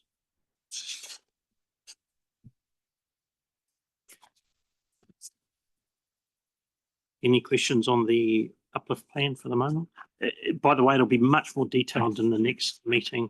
We'll have all the maturity requirements embedded in that, so you'll see all that come into perspective. Thanks, Dave. So we've got questions or comments for Dave. Yes, Kirsten. Through the chair, this might be a really stupid question. On the strategic risk dashboard, why is the council reputation cell grey? And all the rest are part of the Sorry, which one? key. So the page 84, it's the dashboard, Okay. and you've got the key colour with the yellow, orange, and green. But 12 council reputation is Yeah. grey. Because we haven't actually went through that list. Right. We haven't set- It hasn't been assessed. Yeah, we haven't Yeah. set the objectives for it Thank you. yet. Yeah, Okay. worked through it. Great. Good spot. And then also just referring to the audit report page, audit summary report, I note that there's a number of actions in here that are currently at 1% complete. Yeah. And yet they're due, and some of them are due in 17 days and some of them are due in 107 days. Yeah, it's a good point, but yeah, it's kind of poor housekeeping on my behalf. This is a developmental process, so yeah, I've just kind of bolted them all in just to show you what's possible, but yeah, it works, obviously. So yeah, they're much more advanced. they are much more advanced. Yeah. So to my point before, probably most of those would be 80%, as I said before. Oh, okay. So Thank you. Yes. This is essentially your uplift program, isn't it? Yeah. Yes, essentially. So yeah, I think your question, I saw the ones as well. I don't know why. That's for accountants who look at numbers, but I saw the ones that really. Yeah, so this was the okay. first one I'd entered in the database, and You're going to say if it was one, I doubted some progress, to be honest. Any other questions, folks? Dave, I was interested in, probably didn't get, I mean, I did read the whole report, obviously, but I didn't get in some sense much past looking at the summary on page 78. And I mean, looking down them, they're all strategic risks. I don't doubt that, you know, we've dealt with them before. One could argue it might be time to refresh, but I'm not overly worried about that so much. And I was interested in those which either had a high or the one that had an extreme ranking. That's not to minimise those that are medium, but I just was interested in that. And I was trying to work through, is it a people matter? Is it a process matter? Is it a dollar or resources matter? And just the way I sometimes try and think at things differently. And recognise the challenges that these are, particularly around people with people and capability. You know, I'm making some assumption that's still a current assessment there of high, and health and safety, which is essentially as we as people can do it. And then process was essentially around, well, actually, dare I say, the effectiveness of emergency management, climate change, and also delivery of programs. We've obviously threshed the wrong word, that last one. I don't know if that's of any help, but I'm just interested to try and reflect as an organisation. What are the touch points inside the organisation that this really? It's not uncommon for staff to tell me that they're busy. You know? Yeah. And I guess it's a matter of prioritisation. But in the case of these strategic ones, I think the ELT members did dedicate the appropriate time, given the what we're doing. And I think it's reflective of that. The health and safety one, I think, just to remind yourself, when Adam was the manager here, he had concluded that their controls were much more effective than initially than what we ended up believing they were. So you asked them to dial it back a bit, so that's what we did. So yeah, that kind of skewed the numbers a little bit. So now with Andrew being on board, Andrew Wallace, we're working on those to make the controls more effective than they currently are. So he's prioritising some of that. So yeah, it's kind of early first week of his tenure there. So I think he's doing reasonably well. For the P&C staff, yeah, they're kind of pretty busy trying to come to terms with that. A lot of Camille's perspectives are reliant on their strategy. So they've got to put a sizable strategy together, and that theoretically will have all the answers, the controls, so to speak. So I think that will work really well. But I think, yeah, it's kind of, if we're not careful, it's easy to be trying to write what you've been up to rather than doing the do. So they're doing the do, and then kind of probably this gets a bit pushed to one side, so it starts to be a bit dated. Can I just add to that? I think as well, the committee are well aware of the changes in those teams, and I think that reflects where we're at. I was a wee bit surprised that maybe, Louise, you'd like to kind of the impact of external. I'm always interested in actually looking at risk from its future impact, because I mean, if it's got an impact now, it's an issue. It's not actually a risk. It's crystallised in some way. So I like to look at these from a prospective angle. Are these likely to stop us achieving what, for instance, is inside our LTP or annual plan? I was interested that so I often think these are all quite dynamic risks, and so I'm always interested in which direction they're travelling. And I wondered about the impact on external change and reform, which we've got as medium. Don't know many local authorities around the country would say it was a medium environment for that at the moment. I don't know whether that's, are we not feeling the winds of change yet? So can I talk, obviously the governors will have a different view, is the reason it's medium is because we've got plans in place. Yeah, you're comfortable there, you got, Yeah. yeah, So good. we're working really actively on local water Yeah. done well. We're briefing our governors on the options available. We've got 2 work streams operating, one which is the internal one and one which is the regional one. All of that feeds into our water service delivery plan. We're looking at how we make sure we gear the organisation to move into an internal CCO or an internal operation, or that could be multi-council. So Yeah, in yeah. respect to that, we're across. I think we're well advanced compared to other regions. Regional deals obviously is new, but again, we're working quite collaboratively and we have a plan about how we'll move that forwards. The work around building consenting authority, we are actively engaging in that conversation, and that's something that we've already been progressing regionally. So we just need to know what the government's direction is on that. And then every council is going through all of the changes in respect of RMA, and we will just flex with the wind. Great. That's brilliant. No, look, that's a really important point. So thank you for that, Louise. It's really helpful to understand that we should be comfortable. And I think probably it's your last comment, which is probably driving many councils thinking around actually, you know, have we got certainty in the landscape that's in front of us? And that's probably the challenge there. We can bend with the wind, that's great. Okay, that's brilliant. Any other questions or comments folk would like to make about the environment at the moment?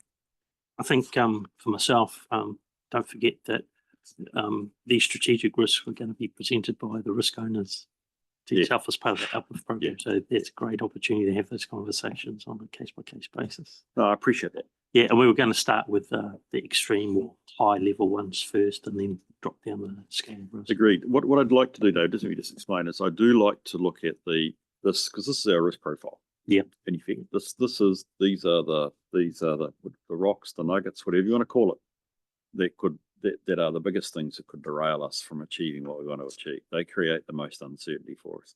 So I do like at each quarter to think, well, actually, I can look at delivery of programs and charges by itself, but actually often these all feed into each other. So I'm always interested to understand actually what is the overall risk profile that we've got. You know, there's been a lot today that's given me a lot of comfort that actually this profile is real. Number one, it is. I'm not doubting staff, their advice, but actually relatively, you know, we're relatively under control, which is a good position to be in. I haven't, you know, and I think that's the point that you're making, Louise. Your management's confident they've got handle on this. I've heard a lot already this morning that suggests and gives me confidence that we are. It's good. Any other question for you guys?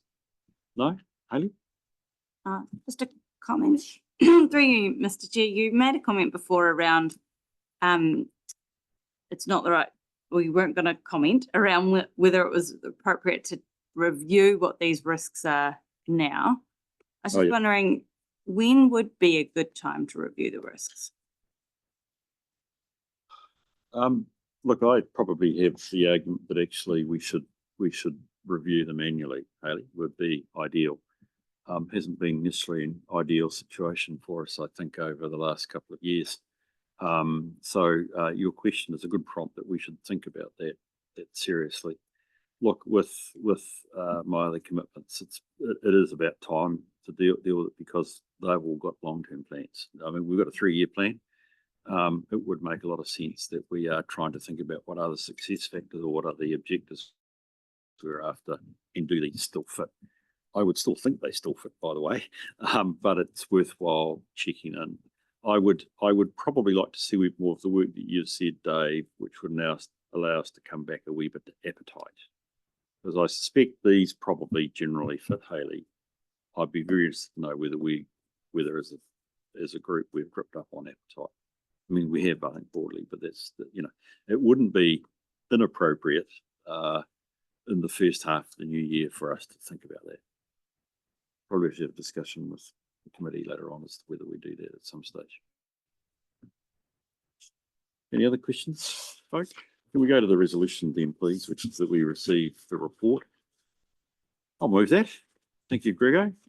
Put the motion. All those in favour, please say aye. Aye. Those against, it's carried. Oh, okay. Okay. Look, just the suggestion that we deal really quickly, if that's okay with folk, with the policy review process. So JJ, I think you're online. I can't see you. JJ is going to join us, but I've advised you that we were going to do morning tea first. Oh, okay. Oh, sorry. Competing advice. Good. Great. Thank you. Okay, look, let's have a break. Let's have a break for morning tea. I always want to say smoko. Can we make it, Yeah. how long you allowed us for? Yeah. Thank you, Carolyn. Thank you for a cup of tea. That was wonderful. Can we start then, JJ, with the policy review process update, please? Thank you. Oh, can't hear you. No. Nice try. So just careful what you say, Jane. Yeah, we can read them.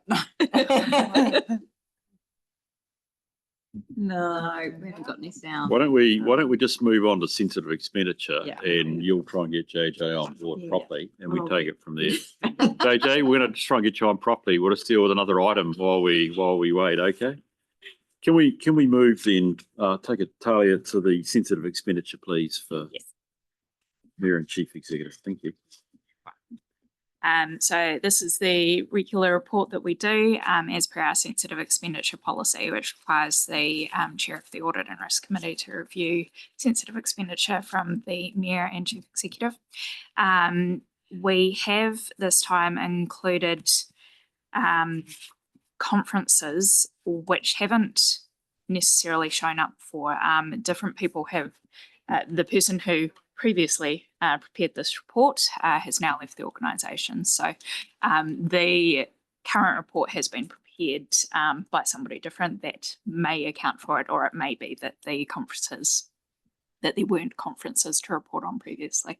The big one for the chief executive there, the 26,900, that wasn't just the chief executive, that was a whole course which we weren't able to split to a portion. Therefore, we have included the whole amount. And the reason that we are including conferences and training is that whenever the external auditors, Audit New Zealand, review our sensitive expenditure, they review training as part of that. Our sensitive expenditure policy is silent on whether training should be included or how we are to treat it. So we thought just for full clarity, we would include everything. Other than that, there hasn't been anything that was outside of policy or anything else unusual in the last period. Thank you. Well, I think for clarity, we're also saying that the conference for the large item wasn't outside policy either. You Sorry. said you sort of always made an exception for that. Nothing in the schedule is out of policy. Nothing. Yes, right. No. Thank you. I just want to clarify that. Great. Okay, folk, questions, comments? Yes, Gregor. Yeah, just wondering if we could, if I was a ratepayer, just what did we get for our $27,000 there? Can you just give me a high level? Can someone give me a high level explanation as to what went down there? So the training? Yes, please. Yep. So we had, I think it was 5 in-person sessions around preparing for media training and interviews. We had a whole day of say both training and experiential sessions. So each of the ELT members had to have a media interview which was recorded, and we had feedback on that. And there were 3 separate sessions around presentation skills as well. So that's what that consisted of. Okay, over a day. No, gosh, it was over. I think it was about a 5 or 6 week period. Thank you. This was challenging for me, not challenging because I was challenged by any of this, but actually do we include professional development? Look, I actually probably accept that it has, better to be safe. I've got nothing. I don't think there's anything here from my perspective I'd be worried about having to defend if I could say that it's chair of a risk committee. Believe you me, sometimes I have to. So for transparency reasons, it's good to be in there. The question becomes, is this all that there is in the way of professional development? I say all, but you know what I mean. Is all professional development going to come through this report now? I believe this is all that paid by council through the ledger in this period. We didn't go back to confirm whether we were treating it differently from prior periods as to whether there. Oh, no, I'm not so much sure about the prior periods, but coming forward, essentially all expenditure that is signed off by either Louise or Kirsten is going to come through here. Where it relates to their development. So if they were signing off on behalf of one of the other directors doing development that they weren't part of, then it wouldn't have this report. Okay. So it's where they have taken part in that development. Yeah. And just for clarity, I can confirm that's the only training and personal development that either I or the ELT have had. Oh, look, as I said, I don't have any trouble with this, Louise. I mean, I was actually looking at this at a different council the other day, and I wondered why, in fact, we were spending so little on our development of our senior management. So I think it's important, and indeed, media training is incredibly important for senior management. So I don't have any trouble with it. I'm just trying to work through what is the population that gets captured by this. That's what I'm trying to reflect. And in some sense, why aren't we capturing the rest? Because it's, if I go back to Gregor's question, any PD is sensitive to public in the public's mind. Anyway, that's fine. We're there. Cool. Any other questions or comments? We move to the resolution, please, which is that we receive quarterly report. I'll move it from my chair. Thanks, Gregor. I think either you or me are moving on seconding, so I'll let you do it now, Carolyn. I'll put the motion. All those in favour, please say aye. Aye. Those against, it's carried. Thank you very much. Good, JJ back on board? No, she's on the phone now. Okay, she's on the phone now. That's great. Talking to Eddie. Thank you, Eddie. Well, we will just keep ticking away then at the external audit actions. Talia, please. Yes, now, I thought I was there ages ago, didn't I? So there we go.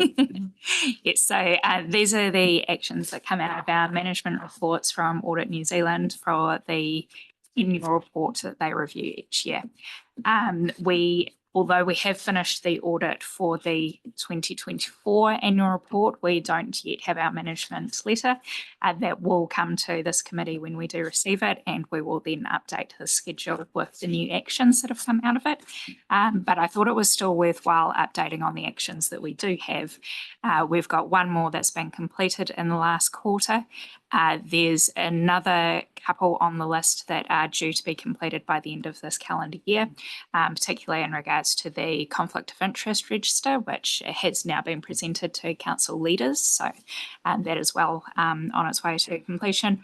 And the financial delegation policy, which will be going to ELT in December, all going to plan. Thank you.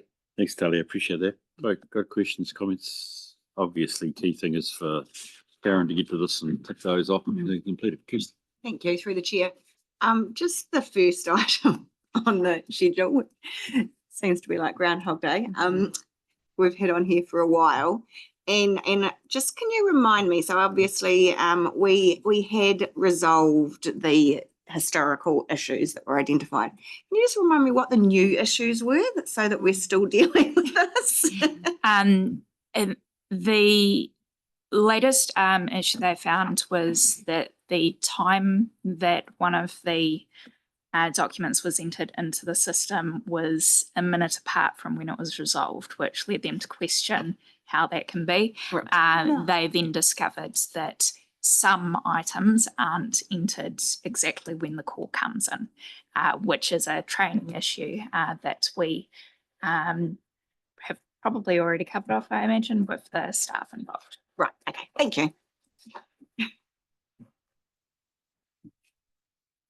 What does it take to remove the high annual leave recommendation? Oh. That's always going to be there. I mean, perhaps a better question for me to ask, actually. I mean, actually, it is really my question in some sense, but I think the critical question I'd like to know is, are we comfortable that we've got this one under control? I can have a stab. Yeah. In relation to that matter, yes, we're looking into it, and some of the work that Jess and the team are doing down at the depot, particularly around the introduction of electronic processing, will help. I guess Karen might be best to speak to whether they're likely to find another variation Yeah.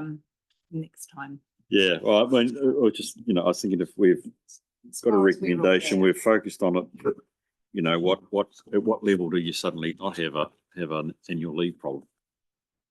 Talking about organisational annual leave. Yeah, well, I think sorry. that's. Oh, I thought you were Yes. referring to the. Sorry, I think. So we the are high annual leave balances. Yeah, so we are definitely actively working on Yeah. annual leave across the organisation, and I think across all of our directorates, we're having conversations with our third tier managers and our team leaders around putting annual leave plans in place with anyone who has over 25 or 30 days annual leave owing. So, and working through a process of either paying out 1 week's annual leave where we contractually can pay out annual leave balances, and looking at what we can do in terms of our contracts. Hands are a little bit tied in terms of what we can and cannot do in terms of, we've got contractual obligations in place. Yes, but we are actively working on our annual leave balances. It was just the devil's advocate in me, Karen, just trying to work through actually when would this actually go away? Is it when we get the person on 102 days leave to take some leave or pay them out, or what is it that would be the benchmark to get rid of it? I guess otherwise it's going to be there till the cows come home. I'm not overly worried, but I'm not overly worried. I'm very comforted by what I'm hearing. The one that I just wondered if we couldn't tally a deal with pretty quickly was the Kennedy Park one, the cash takings. It seems minor, and yet it's just something good to get. It's actually not. It's not evidencing a control now. Yeah.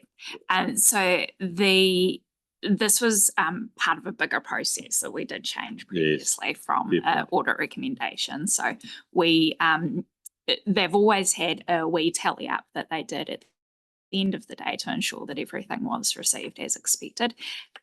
Audit's initial recommendation was that this is then printed out and signed. And so the last little part of it, I believe, is just that second signature. And with annual leave and things at Kennedy Park, we've just been struggling to get in to make sure that that has been done.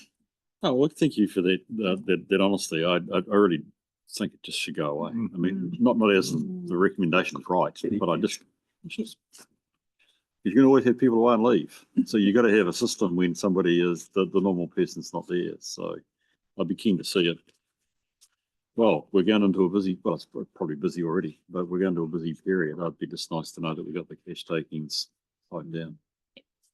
Okay, cool. That's good. Any other thoughts or questions, folks? No? No.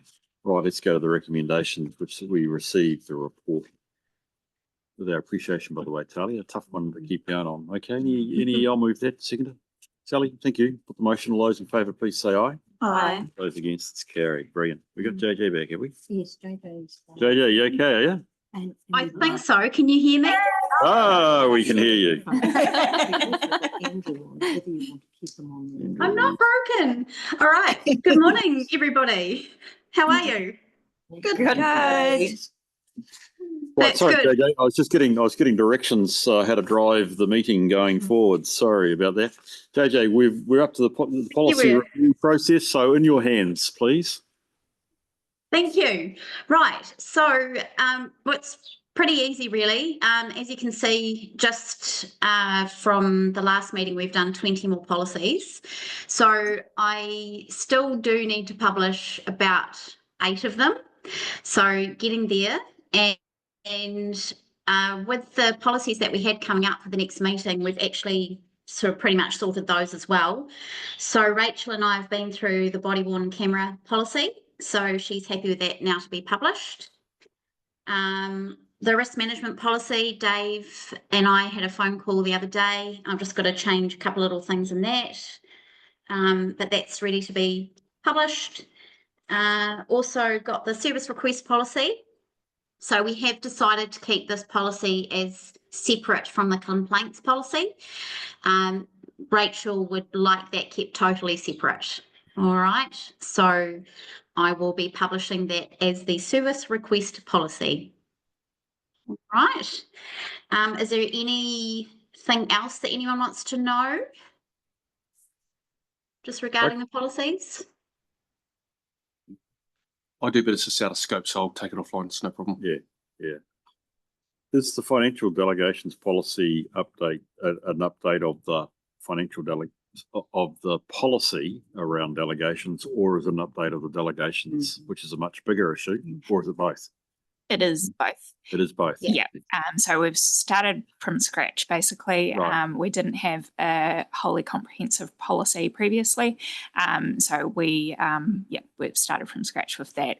And our register previously was role by role, rather than sort of grouping things into bands. So we are moving to more of a schedule where we've got things grouped together. Great. But that does suggest that you're nearly through it. Yeah, it's been a long time coming, so there's a lot of work that has gone into I it. hear the pain. But Yeah. I am very, very close now and confident that my part will be done for December. So as long as I don't get bumped ELT, do to yours. the ELT That's meeting. giving you a bit of notice. Is that right? Okay, ELT, get ready. Okay, that's good. Going to ELT in December, so it'll be on the agenda for then. All right. We've got December, January, and we can bring it forward. That's great. Well done. Tremendous. Any other? Financial contributions, we've just left that with Caroline at the moment. She's going to get some information from Paulina and work with her. So we'll leave that with you, won't we, Caroline, for now? Yeah, just a quick update though, that's not necessarily just a quick review of that policy because it will require, if there's any changes, separate consultation. Yes. And also we need to bring in the growth assumptions from the recently completed FDS. Yeah. So It's not going to be a December or January extension, is what you're saying. Yeah, I can understand it. Yeah. So it'll be consultation, or you do that with the annual thing. Yes, if there was going to be any changes to it. Yeah, so this feels like a June adoption by or thereabouts by ELT rather than a December one. Okay, that's brilliant. Okay. I do have one more policy that is coming, and that is new. So that is the compliance and enforcement policy. So Rachel Bailey's been working on that one, and that's been approved at council. So I've got to get that one done as well. All right. So that's a new one to the list. Great. Thank you. Hayley. All right. Yeah, thank you. Through the chair. A couple of questions. How, so I note that they've been approved by ELT/council. What's the trigger for it going to ELT versus coming to us? So once it's been through ELT, then I send it on to governance to get it onto the next meeting. Right. Oh, yeah. So they all come to us. Yes. Yeah. Yes. Okay. Cool. Well, presumably they'll come to the relevant committee. Yeah. By the way, not us as in. Yeah, or committee. Or it goes to the relevant committee. I don't want to see all of these. No, that's right. So this and compliance and enforcement policy has already been approved through a committee, so it's not going to a council meeting per se. Mm-hmm. All right. Yeah. And Cinderly, so in the last resolution, we asked for clarity on the workflow and how the priority process works. Just wondering if you could speak to that. So currently at the moment, it's not going through a workflow per se. The policies have been left for so long that I am going through the policies and getting them updated as I can. And I'm not using the flow that we used to use. I am taking them all now to ELT so we can get them approved quicker, so I can get them in the system. Because we've got some that are 3 years, haven't been looked at. So I'm not using the flow. I'm basically taking them out of the flow and getting them pushed through in a quicker manner through ELT. All right, and I'm just keeping a record and I'm updating the process flow as I go. So we can get that going again when everything's updated. The plan is to hopefully have an easier system, and how that comes about, I'm really not sure. IT, we've got to sit down with IT and do a bit of work, and it's just, yeah, honestly, at the moment, there's no real process. Well, there's a process, but it's just not going through a workflow. So we're reassessing the review periods and the as they come through and looking for opportunities to consolidate policies as they come to us at ELT as well at the moment. So when we will need to look at an improved workflow process in due course. And I've just been working with people to see whether policies are still relevant, and if they're not relevant, then we're removing them, especially those that have been sitting there for 6 years without anything done with them. I guess I asked the big picture question, JJ. How many policies are there? There's 101 at the moment. There are how many? Sorry, 101. 101. Yeah. Yeah. And I've got that down from 123, I think it was, when I first started. Okay, congratulations. And so how many of the 101 have been through this current process? There's about 70. Okay, yeah. Yeah. So we're getting, you're 70% of the way. Yeah. We're getting there. We're getting there. Sorry, Bruce, just through the chair, if possible, maybe that's kind of a segue into my question, which obviously is I thought was out of scope, but just the testing and tagging policy. I mean, WorkSafe New Zealand say it's not mandatory, and I'm just wondering whether or not it's actually worthwhile us investigating as we're looking at it as a council to save costs, whether or not that's actually worthwhile as an exercise. And as I say, that's probably something that would need to be testing and tagging itself, whether it's so WorkSafe reckon it's not mandatory. So my question would be, do we need to do it? Do we need to do it? And we could save money by not doing it. I mean, you know, I've talked to electricians about it, and obviously I'm sure there's some sort of evidence out there, but they just seem to think it's a money making scheme. Right. So yeah, I would. Yeah, Andrew might have a view. Is it something you can do every 3 years or every 5 years? I think it's important, but that's just me. You know, We That's might cool. be able Have a to. listen, Andrew. It's a good comment when we can look into it. Yeah, thank you. Yeah. Yeah, that's Yeah. what I thought. Out of scope. So. Thank you. And I don't want to, this is out of scope, but it's not unrelated in terms of review work. Bylaws. Do we have a process around bylaws? I mean, they're a bit more mission critical. That may not be your problem, JJ, but seeing we're talking about reviews, which can be excellent. Yeah. Do we have a process for bylaws? Yeah. We do? So, We do. Okay. No, I've got the answer. I got the answer I want, JJ. The boss has said yes, so. Pro delegations, so bylaws are currently all being looked at. So Duncan has been working on that. There was a few of us that we're doing a little bit of work with him. So yeah, loco delegations is all in play with bylaws and all the updating. All right. That's great. Okay, any other questions or comments, folk? 70% of the way through, you're trying to crack through them hard and reduce them a number. I got the good message. That's great to hear. Good work. Can I have a person prepared to move? Thank you, David. Second. Thank you. I'll put the motion. All right, thanks everyone. Thanks, Just John. received. All those in favour, please say aye. Aye. Those against, it's carried. Thank you very much. I think I am up to health and safety, Andrew. You've been very patient there, buddy. Thank you for being here. Right. Apologies for Jill. She's currently got an injured foot and she's been told to stay off it. So I'm going to attempt to stand in for Jill. I can start with the executive summary. This is SO 32 and operational risk 183 remains high and out of appetite. Operational risk 328 is at medium. We are currently literally working through the processes and the treatment actions and the controls to look at either potentially helping lower those current risk scores and what needs to be escalated up towards, obviously, to Jill and onto the chief executive. Critical hazards have been identified across the council. Not all of them are requiring a risk assessment. We do have pretty good current controls on them. We currently have in draft 11 critical hazards across the council that I need to sit down with Jill and I guess work through and then present them to ELT with recommendations of what I think we should look at and additional controls and actions from that. People capability team, we've addressed our strategic priorities. We've got one more meeting to nail down basically the total framework around that, and then it'll be presented to this Audit and Finance Committee the next lot. There's a typo in the table there, SR14 should say SR32. If anyone's picked that up. Yeah, so it's a typo. Thank you. Sorry. Yeah, I was. Yeah, I just noticed it before.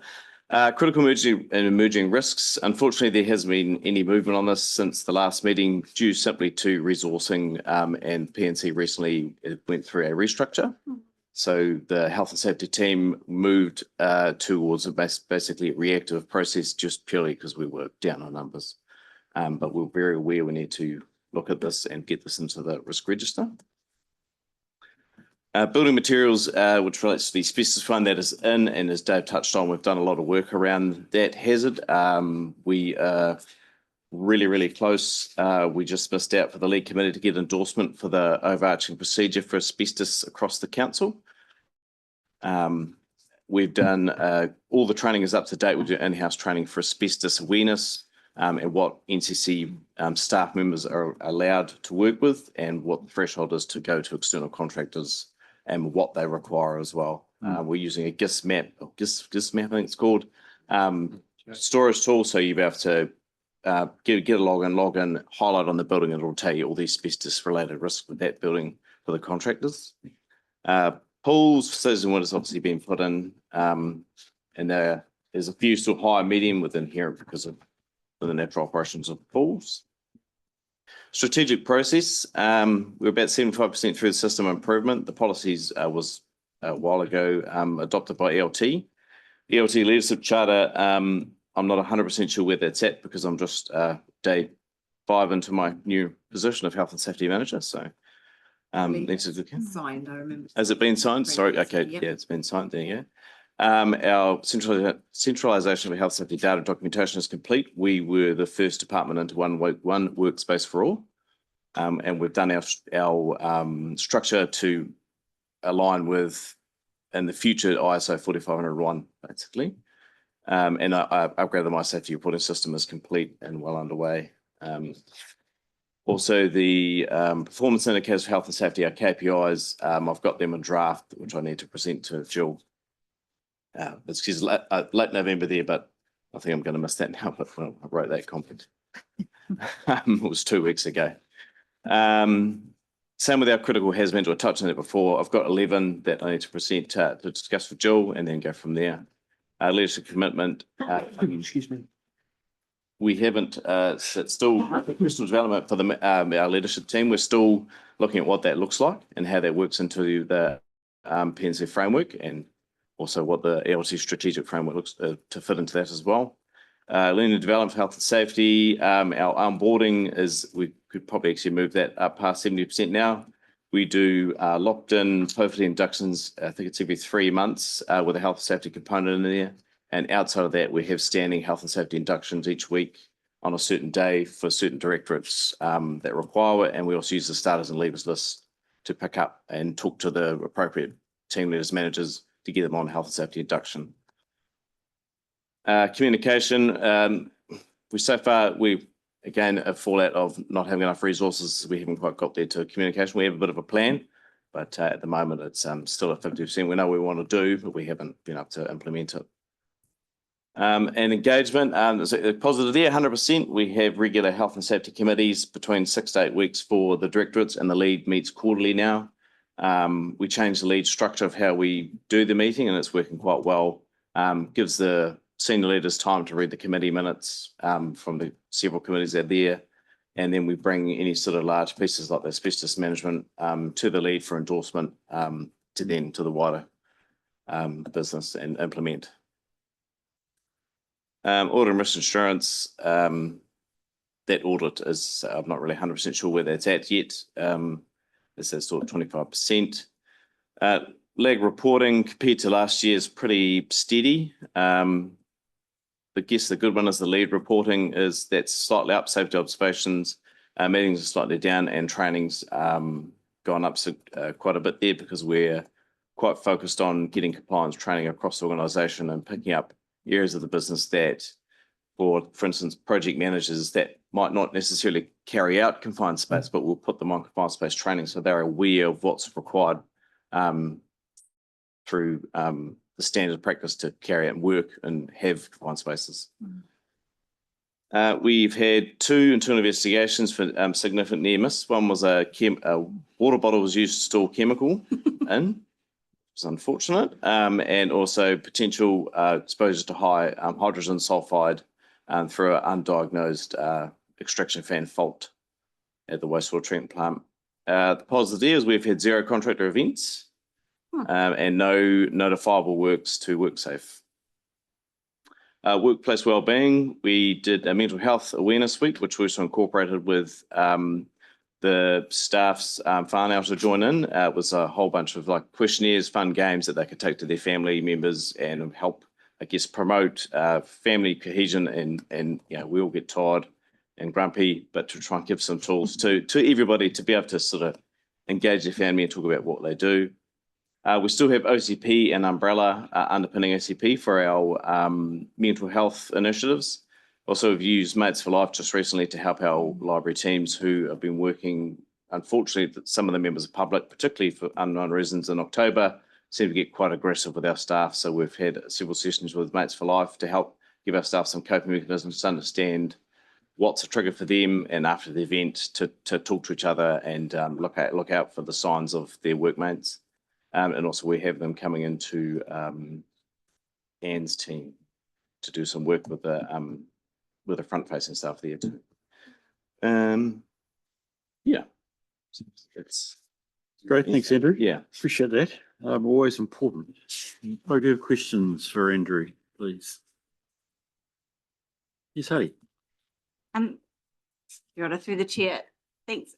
Previously we've had reporting on numbers using our EAP system, which might be the umbrella one. I know that. I don't think there's one's in this one. Sorry, Yeah. This is the first one I've been a part of to put together. So we did put it together under a bit of pressure because we sort of, I was just sort of wondering how the trend's going. Like, are we still getting good take up of it? We do. I can comment I guess if there's a positive out of our numbers, out of our EAP, is a lot of it is home-based requirements. So we help them out. Like you let them use EAP if they've got things going on at home. So our work stress is under 50% of our EAP pickup, which is, is on a positive on something that's, people have got a lot of things going in life. So I think that's good that what we're doing out there and amongst the staff is working and helping them, demonstrating we're right behind them. We're trying our best to, but the public are the public sometimes. So, yeah.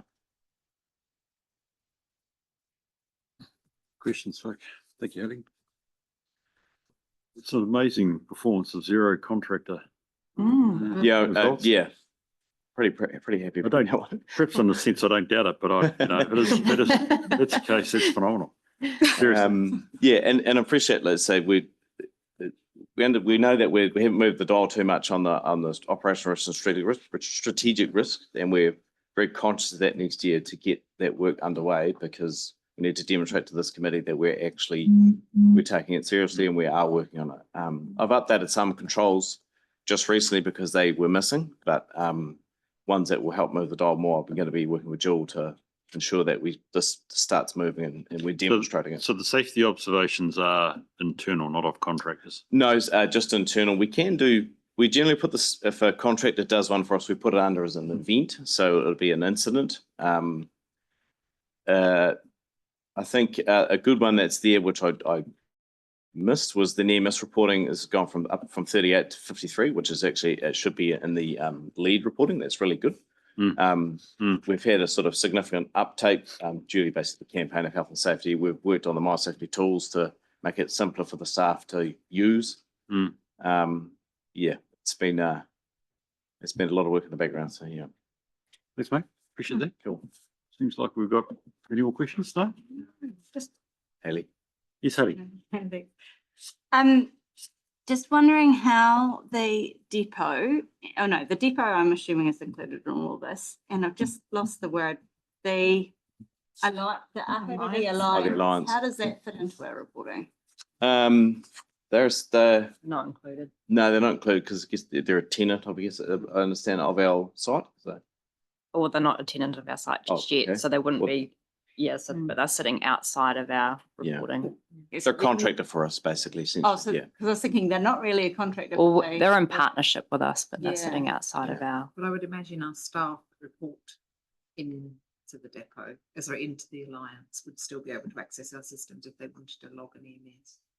Yeah, we can, Transportation team.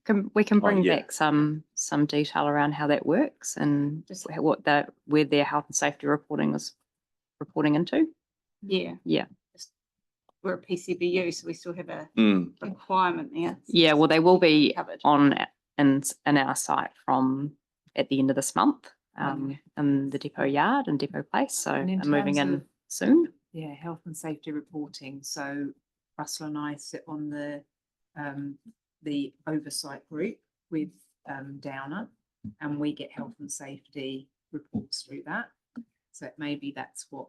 Yeah, so maybe they're reporting in through Downer's numbers. Yeah. Yeah. Yeah, we can just check. Yeah.